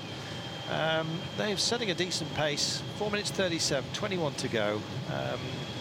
Yeah, it's coming down seconds by seconds. We just see the clock click by 3, but yeah, I think the road's going to beat them today. Yeah, the Breton Chuleur rider in the breakaway, Dure, was at 5 minutes and 17 seconds. So the lead is safe at the moment for the Konya rider Grabowski, and you got to remember that second and third, Dyachenko is 133 down and Andonov 138 down. So there's still a possibility, if this gap doesn't come down much more, that Dure could still be in a good position overall, and that's why there's still tempo in the breakaway, especially with Kaja Rual, because they'll want to try and keep this rider Andonov in a podium position. So that's why the bunch are still chasing. Again, can't understand Utensilords and now Argos coming to the front. We're inside the last kilometre to the last sprint. This won't be contested because all these guys are thinking about now is the stage win. It does look as if Gruzdev for Astana is now contributing to the breakaway now, because it's come back well. You know, was touching 15 minutes at one point, the maximum lead, but it has come down 4 minutes and 16 seconds as we come up to the sprint in Bodrum. There we are. So we're into Bodrum now. As you can see, they've done a terrific job on the work here. They're all just not, as you see, contesting it overly as they roll across the line here. Breton Schuller, Sébastien Duret, just coming to the fore, gives his legs a shake out, and kind of gets himself at least on the the stat sheet for this one. 20Ks then, 4 minutes and 13. So yeah, they're not going to waste too much energy heading for this, but he decided to take that extra little push, and why not? Oh, that was what they were trying to get. Well, we had a cat the other day. It was a dog today. There are bears, I believe, but nowhere near these settlements. Wild boar as well, I might add. 19 to go, 4 minutes and 7 then. And so, yes, far more than the cushion than you would expect. Duret taking it ahead of Di Corrado and Balloni. Yep, still spinning away, Dimitri Gruzdev.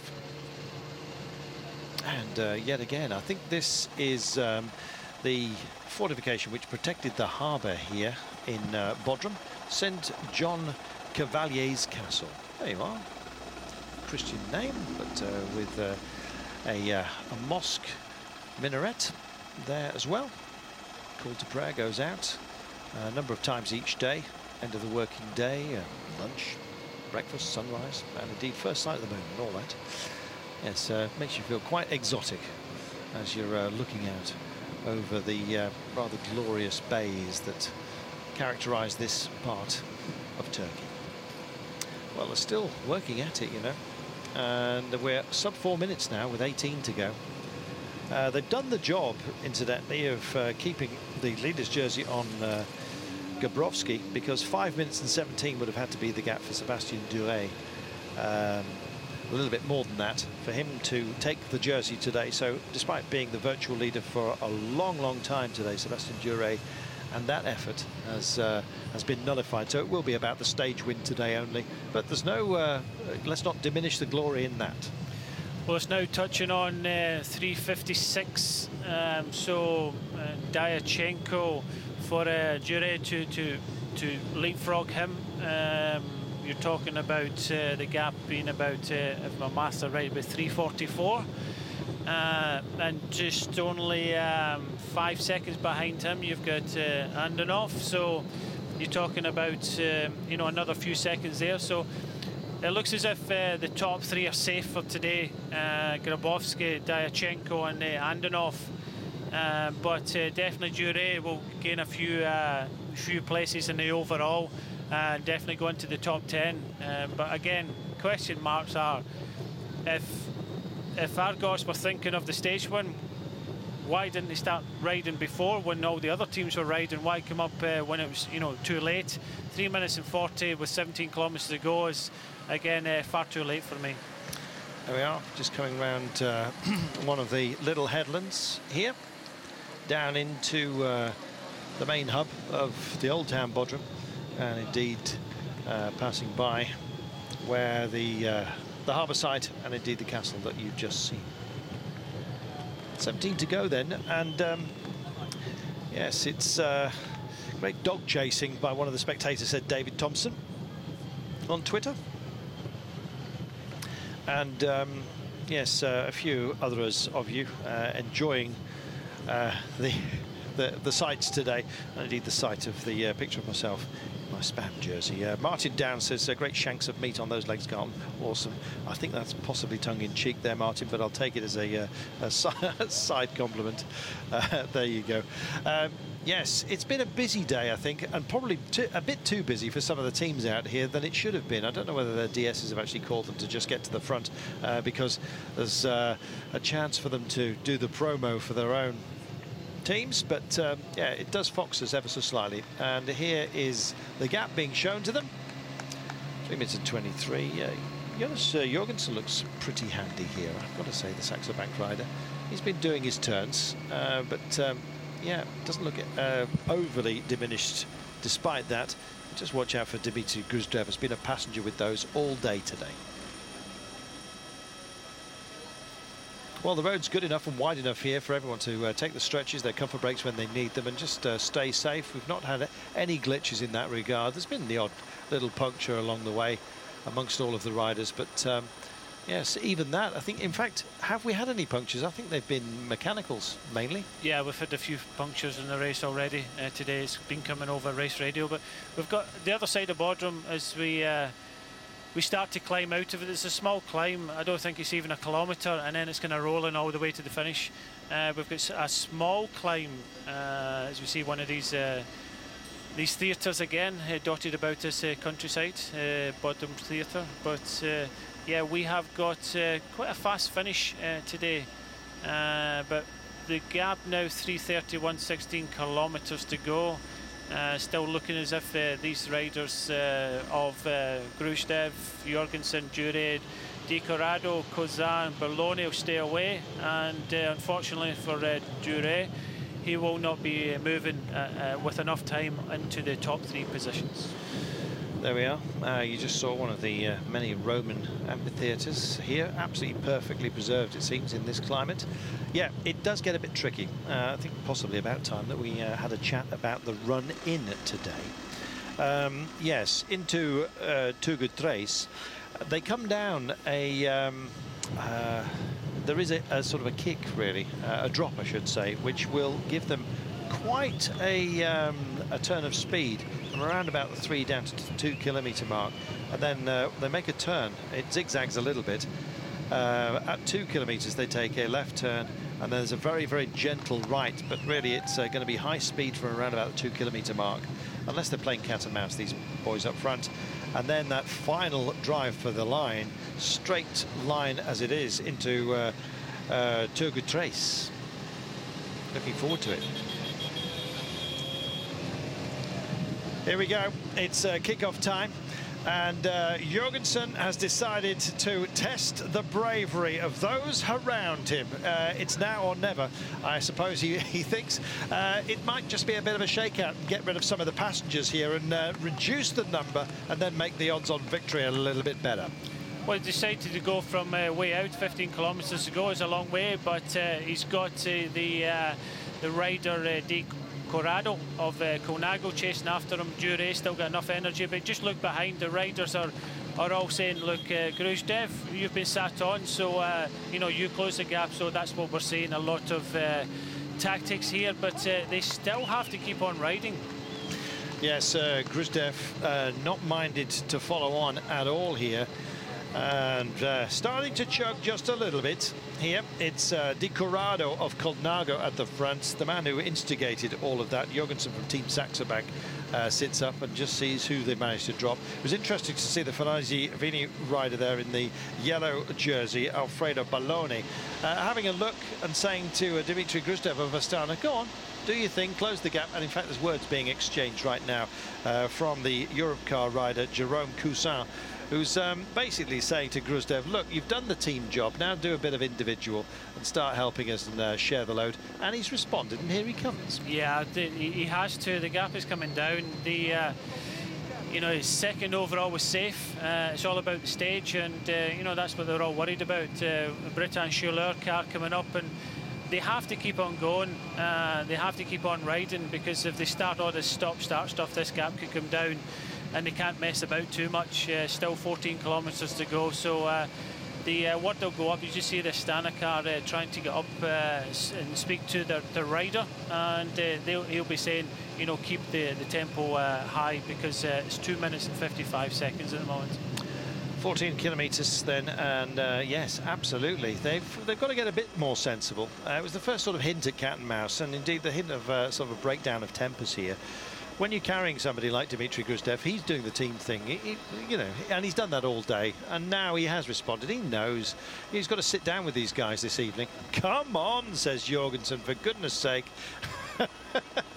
get past me. I'm not going to drift back and just have you guys sit there. He's trying to light it up a little bit, trying to mix it. That said, it would suit him if this does get a bit more mixed. He's you know, he can go toe-to-toe when he needs to, and I think he probably fears Gruzdev and wants him to take part here. Thinking about another kick here, Jonas Jorgensen. It's the last little drag, and then it's going to be downhill. Can't really see him. You know, look, he's got his sensible head on here. Not wanting to do anyone any favours, just drifts over a little bit, flicks the elbow out, says, come on, come through. I'm not going to start protecting you all and doing your job for you here. Little kick up here, another one. Well, you see a lot of the riders now getting rid of a bit of food at the back. The Farnese Vini rider of Bologna, getting rid of his food out the side, and no sooner has he done that, he decides to go on the attack. Here he does. Yes, and immediately followed by Europe car Jerome Cousin. Cousin on the chase, and it is Bologna who's set off here. This is what we want, a bit of mixing it up. Well, Jorgensen not minded to do this and close it down, and Gruzdev, as yet again is a passenger. This time he does decide to tag on and follow Di Corrado to make the bridge here. He's not going to give too much away. Jorgensen, I don't know whether he's faking it here, but he's looked like he's going backwards, and Jerome Cousin has decided to stretch his legs here with 13 kilometres to go. It could be a lone victory, this one, you know, because the road does start to favour that idea. Well, it's been a long day for this breakaway, and Jure was just unable to close that gap, and Bologna went for it. Cousin went straight after him. He looked as if he was struggling, but he was bluffing, and straight over the top. And Cousin, a former national champion in the team pursuit and to pursuit, so he's happy doing this. He's got 13 kilometres to go. Probably better that he waits for Bologna. 2 is almost better than 1, especially with so many kilometres still to go. So it is Jerome Cousin. There he is, just hooking onto the back of a sudden break by Alfredo Bologna. The rest just started to look at each other, and you feel that Jonas Jorgensen was perhaps one of those who'd suffered most of all out there. Yeah, Gruzdev kind of hung around at the back, you see, of the quartet behind, as these two just started to go for it. And Farnese Vini Bologna kind of ran out of steam, and away went Cousin. There he is. He's just still trying to fight back on here. I'm not sure what his descending capabilities are, but the road will start to go down, and the speed will get very, very high here. Well, this is a healthy advantage at the moment. Cousin not really looking behind him, and Bologna having a hard time to get up to him, and he's in the pursuit mood at the moment. A glance behind, I think the gap is big enough for Cousin to just hold back a wee bit and let Bologna up to the wheel, because as we said, 2 is better than 1, and it looks as if these 4 riders behind him will have a hard chase trying to come back to these 2 riders of Cousin at the front, the Frenchman for the Europe car team in the green. But again, Bologna still having trouble to get up to the wheel of Cousin, so Bologna has to make it very, very soon before he blows. 16 seconds is the gap as they're about to head under the 10 kilometres to go banner here. Yes, they have, looks like they may well make it stick here, this duo. This quartet, who were part of a 6-man breakaway today, have done an awful lot of work, and indeed had actually posted a gap of almost 15 minutes on the main peloton today. Gabrowski and the leader's jersey stuck in the main chasing bunch. They're now 2 minutes and 25 back, but with just 11 kilometres to go, the winner had to come from the 6 escapees.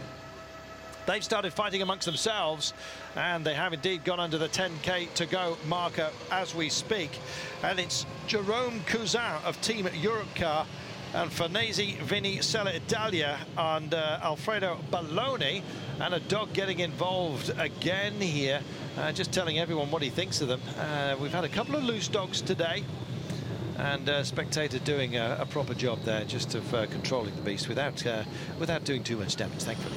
There we are, 16 seconds is the gap now. Just pick a lamppost or something and count it back yourself, because they're starting to bridge this, down to 13 already. And the biggest push over here is coming from Colnago and Di Corrado, I beg your pardon, Jorgensen. There he is. It is Di Corrado, yeah. Di Corrado is moving over for Colnago and Jury in this next climb. It looks as if Jorgensen is suffering a wee bit, and Gruzdev is suffering even more. A lot of the riders before were waiting for him to do all the work, but no sooner is it broken up into you know, these riders all over the place, but we're on another climb, and the bunch, and especially Lotto, believe that this could come back. 2 minutes 31 seconds, still 10 kilometers to go. This rises up again. Not an easy finish, but Jury keeps the power on it from. Oh, and he's gone again. He loves to mix it up, and Di Corrado has had another go here.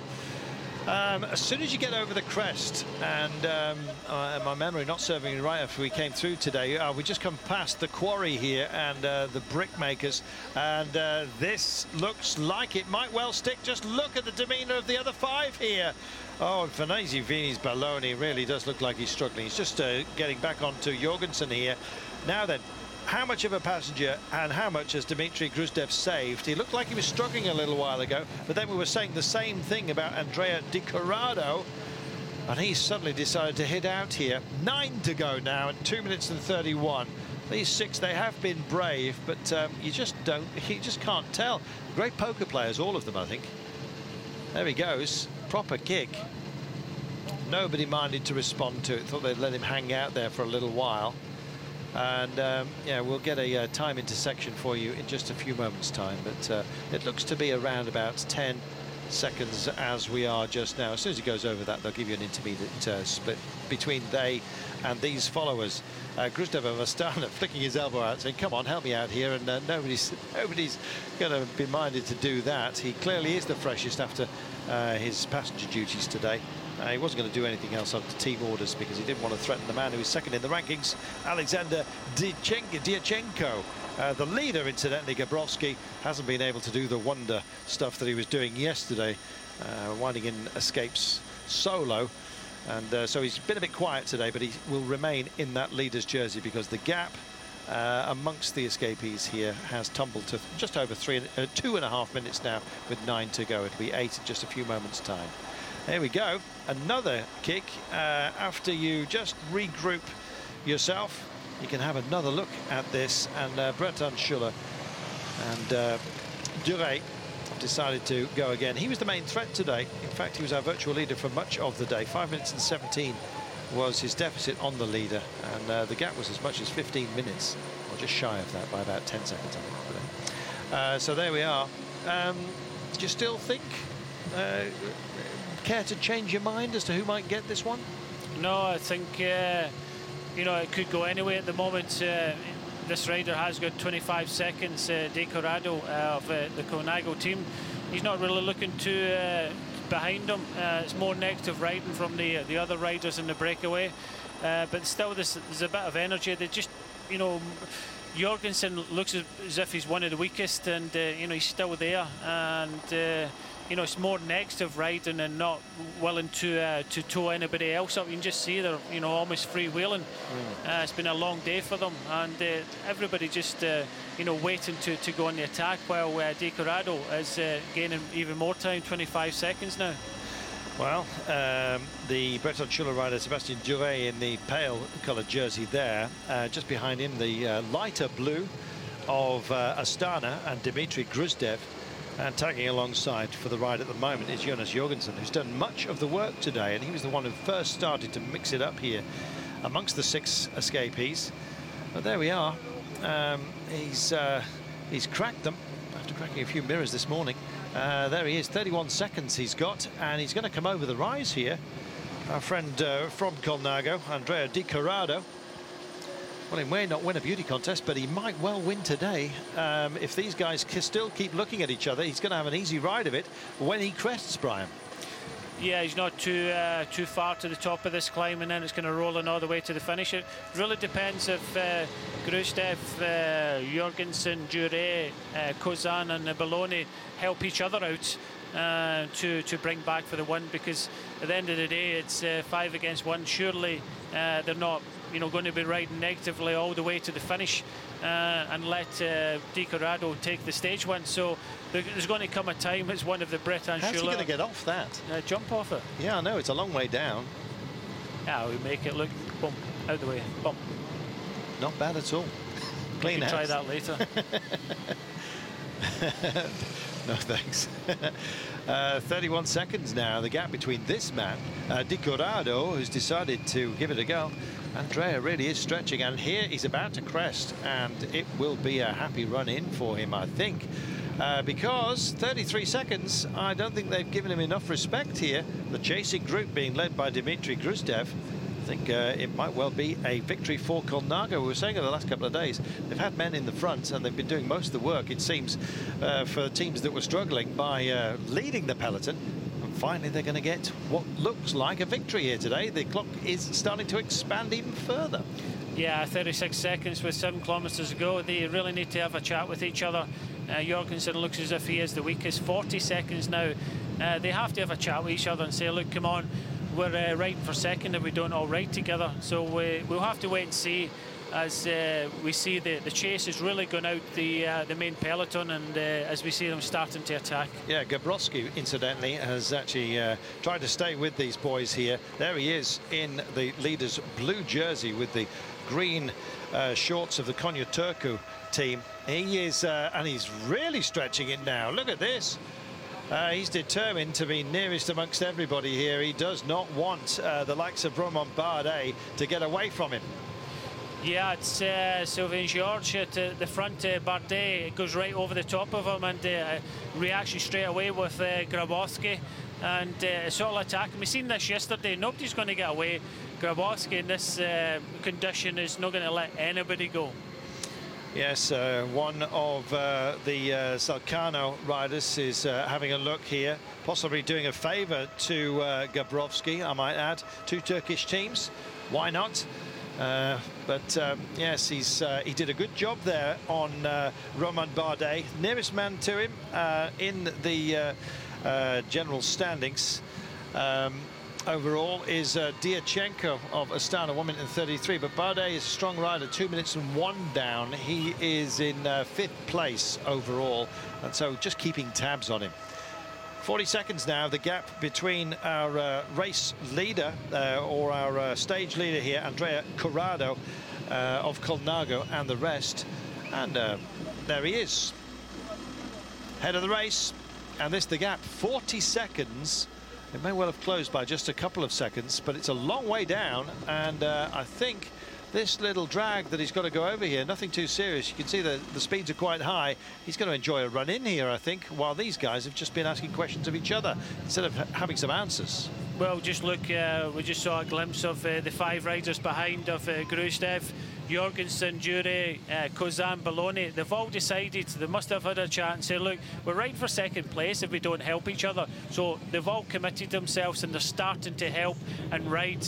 And there's still a possibility with 5 kilometres to go that Di Corrado could be brought back, but only if all 5 ride. Team Etap doing a turn here. Omega Pharma as well, you know, they've kept themselves in a prime-ish position, but albeit too late today. There'll be questions asked as to why they didn't manage to get themselves in the break. And there is the leader's jersey, and arm flicking out just to sort of get a few riders around him. He's nullified the challenge of those who sit near to him in the general standings by racing towards the front today.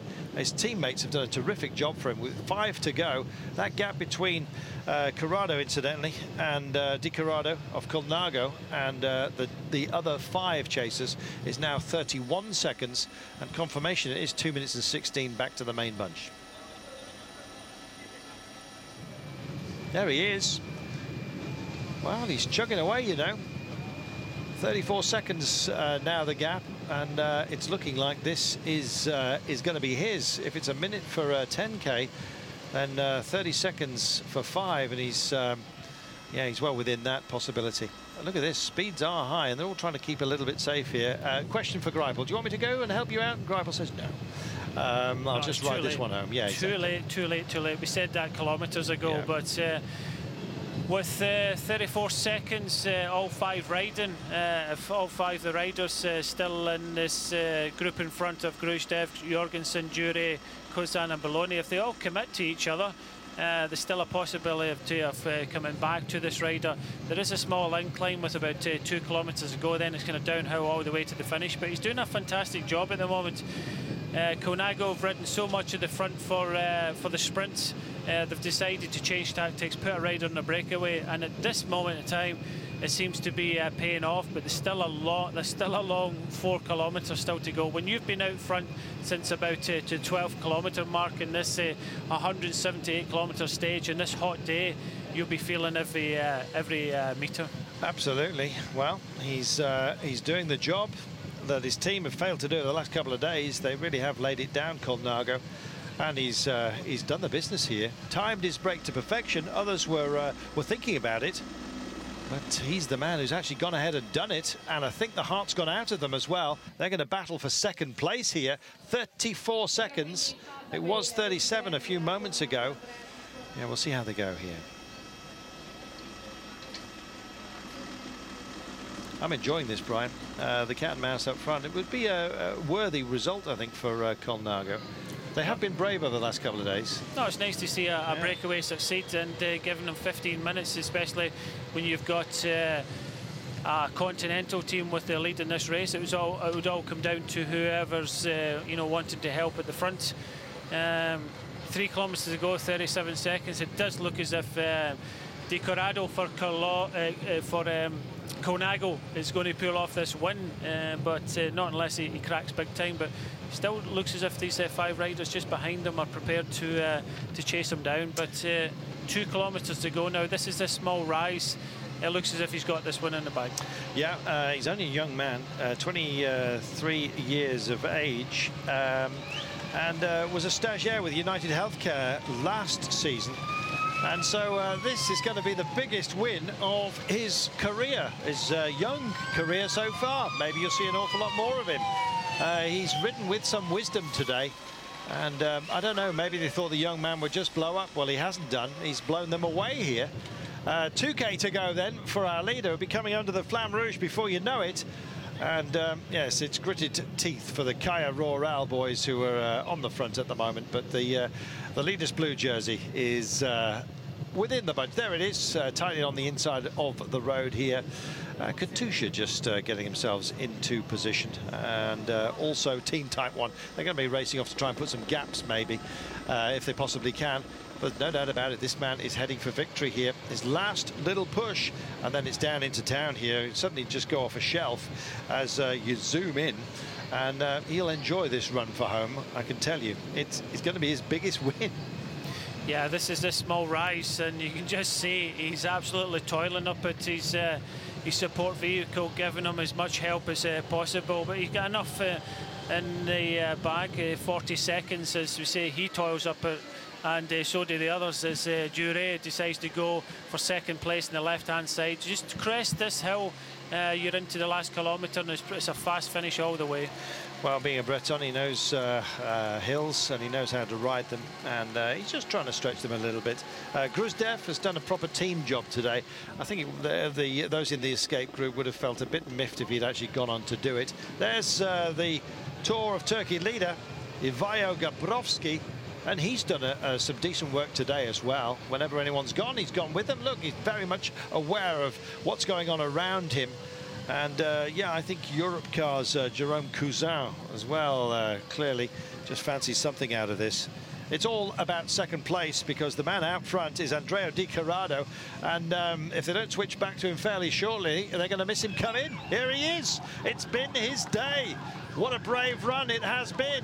Brave as well for him to go for it when all around him were just playing cat and mouse. Finally, he made it stuck. Takes a big look over his shoulder, and all he can see is our cameras and indeed the pursuit cars here of the Commissars. This man's going to be first onto the podium today. 100 metres only. He's only 23 years of age. This might be the first win of many. We thank him for a terrific ride today. Well done.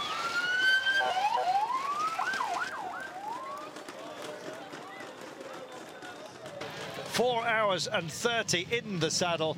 And guess what? Dmitry Khrushchev, the passenger, has just decided to pace himself home here. He's gone off and distanced them all. Jürgen says, come on, let's try and get back at him. And that mantle is picked up by Europcar's Cousin. Cousin goes down on the other side of the road here and speeds past Khrushchev. Cousin's going to take this one. Second place, that is, with Jorgensen. Well, best-minded for third, is he? No. The last 50 metres, Jorgensen says, I want something out of this. Runners-up spot on the day. Third home, Cousin. Well, Di Corrado, our victor, there he is. Looks fresh as a daisy. Good boy. Here come the pack. Clock counts down upon them. And I think Greipel might well just go for a bit of time space here. Try and put a gap between himself. A couple of seconds, why not? You know, he likes this sort of thing. And you know, it's not for stage victory by any means. But stretch the legs, why don't you, after a busy day? In fact, he's acting once again as leader. Charge for the line then. Bragging rights at dinner tonight only, I'm afraid. Dmitry Khrushchev getting the same time. It's Palucci, I can tell you, that comes across the line in 7th place. First of the rest, 1 minute and 27 down, but there's the day's winner. And Colnago, after all their efforts over the last few days, getting their rather beautiful bikes, I may add, into the forefront of our thoughts. Well, they've got themselves a stage win. Well, that's what happens. A little change in tactics instead of sitting back and you know, having to do all the work. And you know, you always say to the directors, always say, look, if you miss the breakaways and it comes into the finale, you've got your rights. And the easiest to win a stage is to get in the breakaway and give yourself a chance. So maybe a chat too by the director sportif of this team, Colnago. They've decided to put one rider on a breakaway, and it was just, you know, they all decided to attack each other. Di Corrado went at the right time. They all looked behind, and he was gone, and a great win. But it's a chance you take because he was a neo-pro.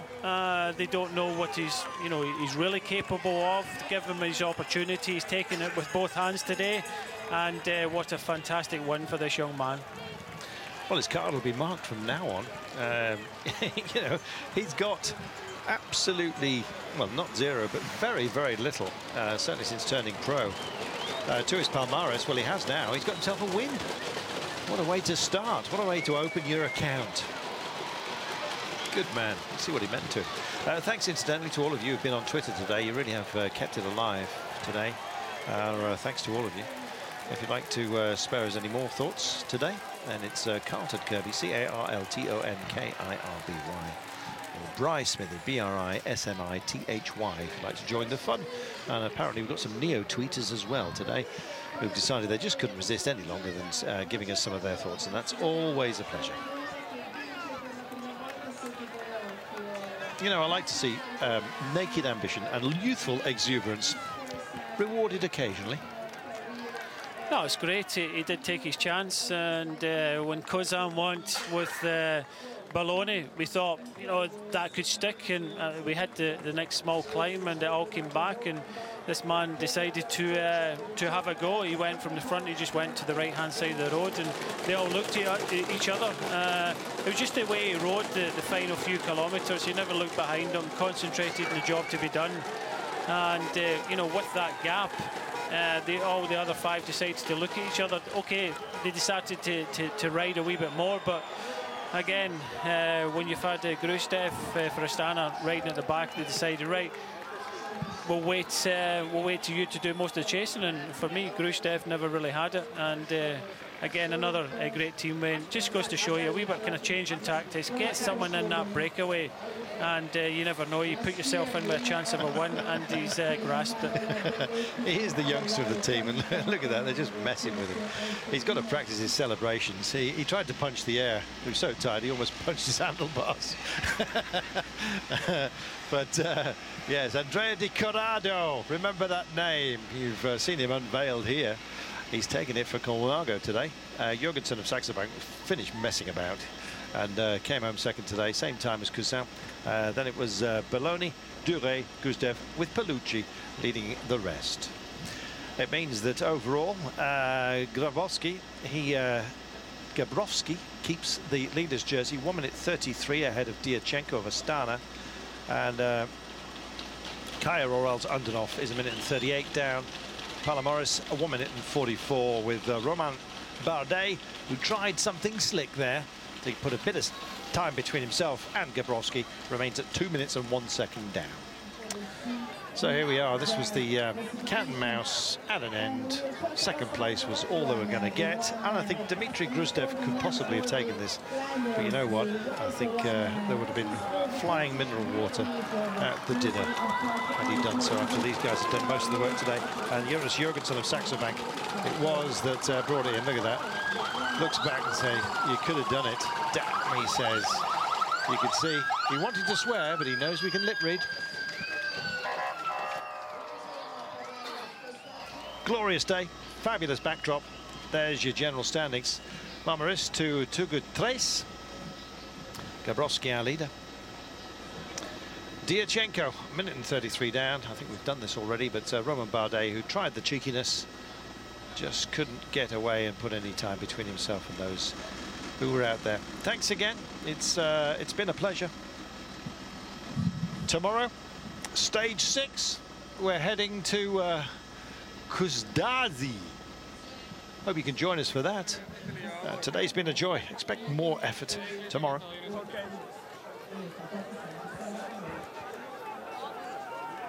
Right, we're going to have a few more climbs to test them tomorrow.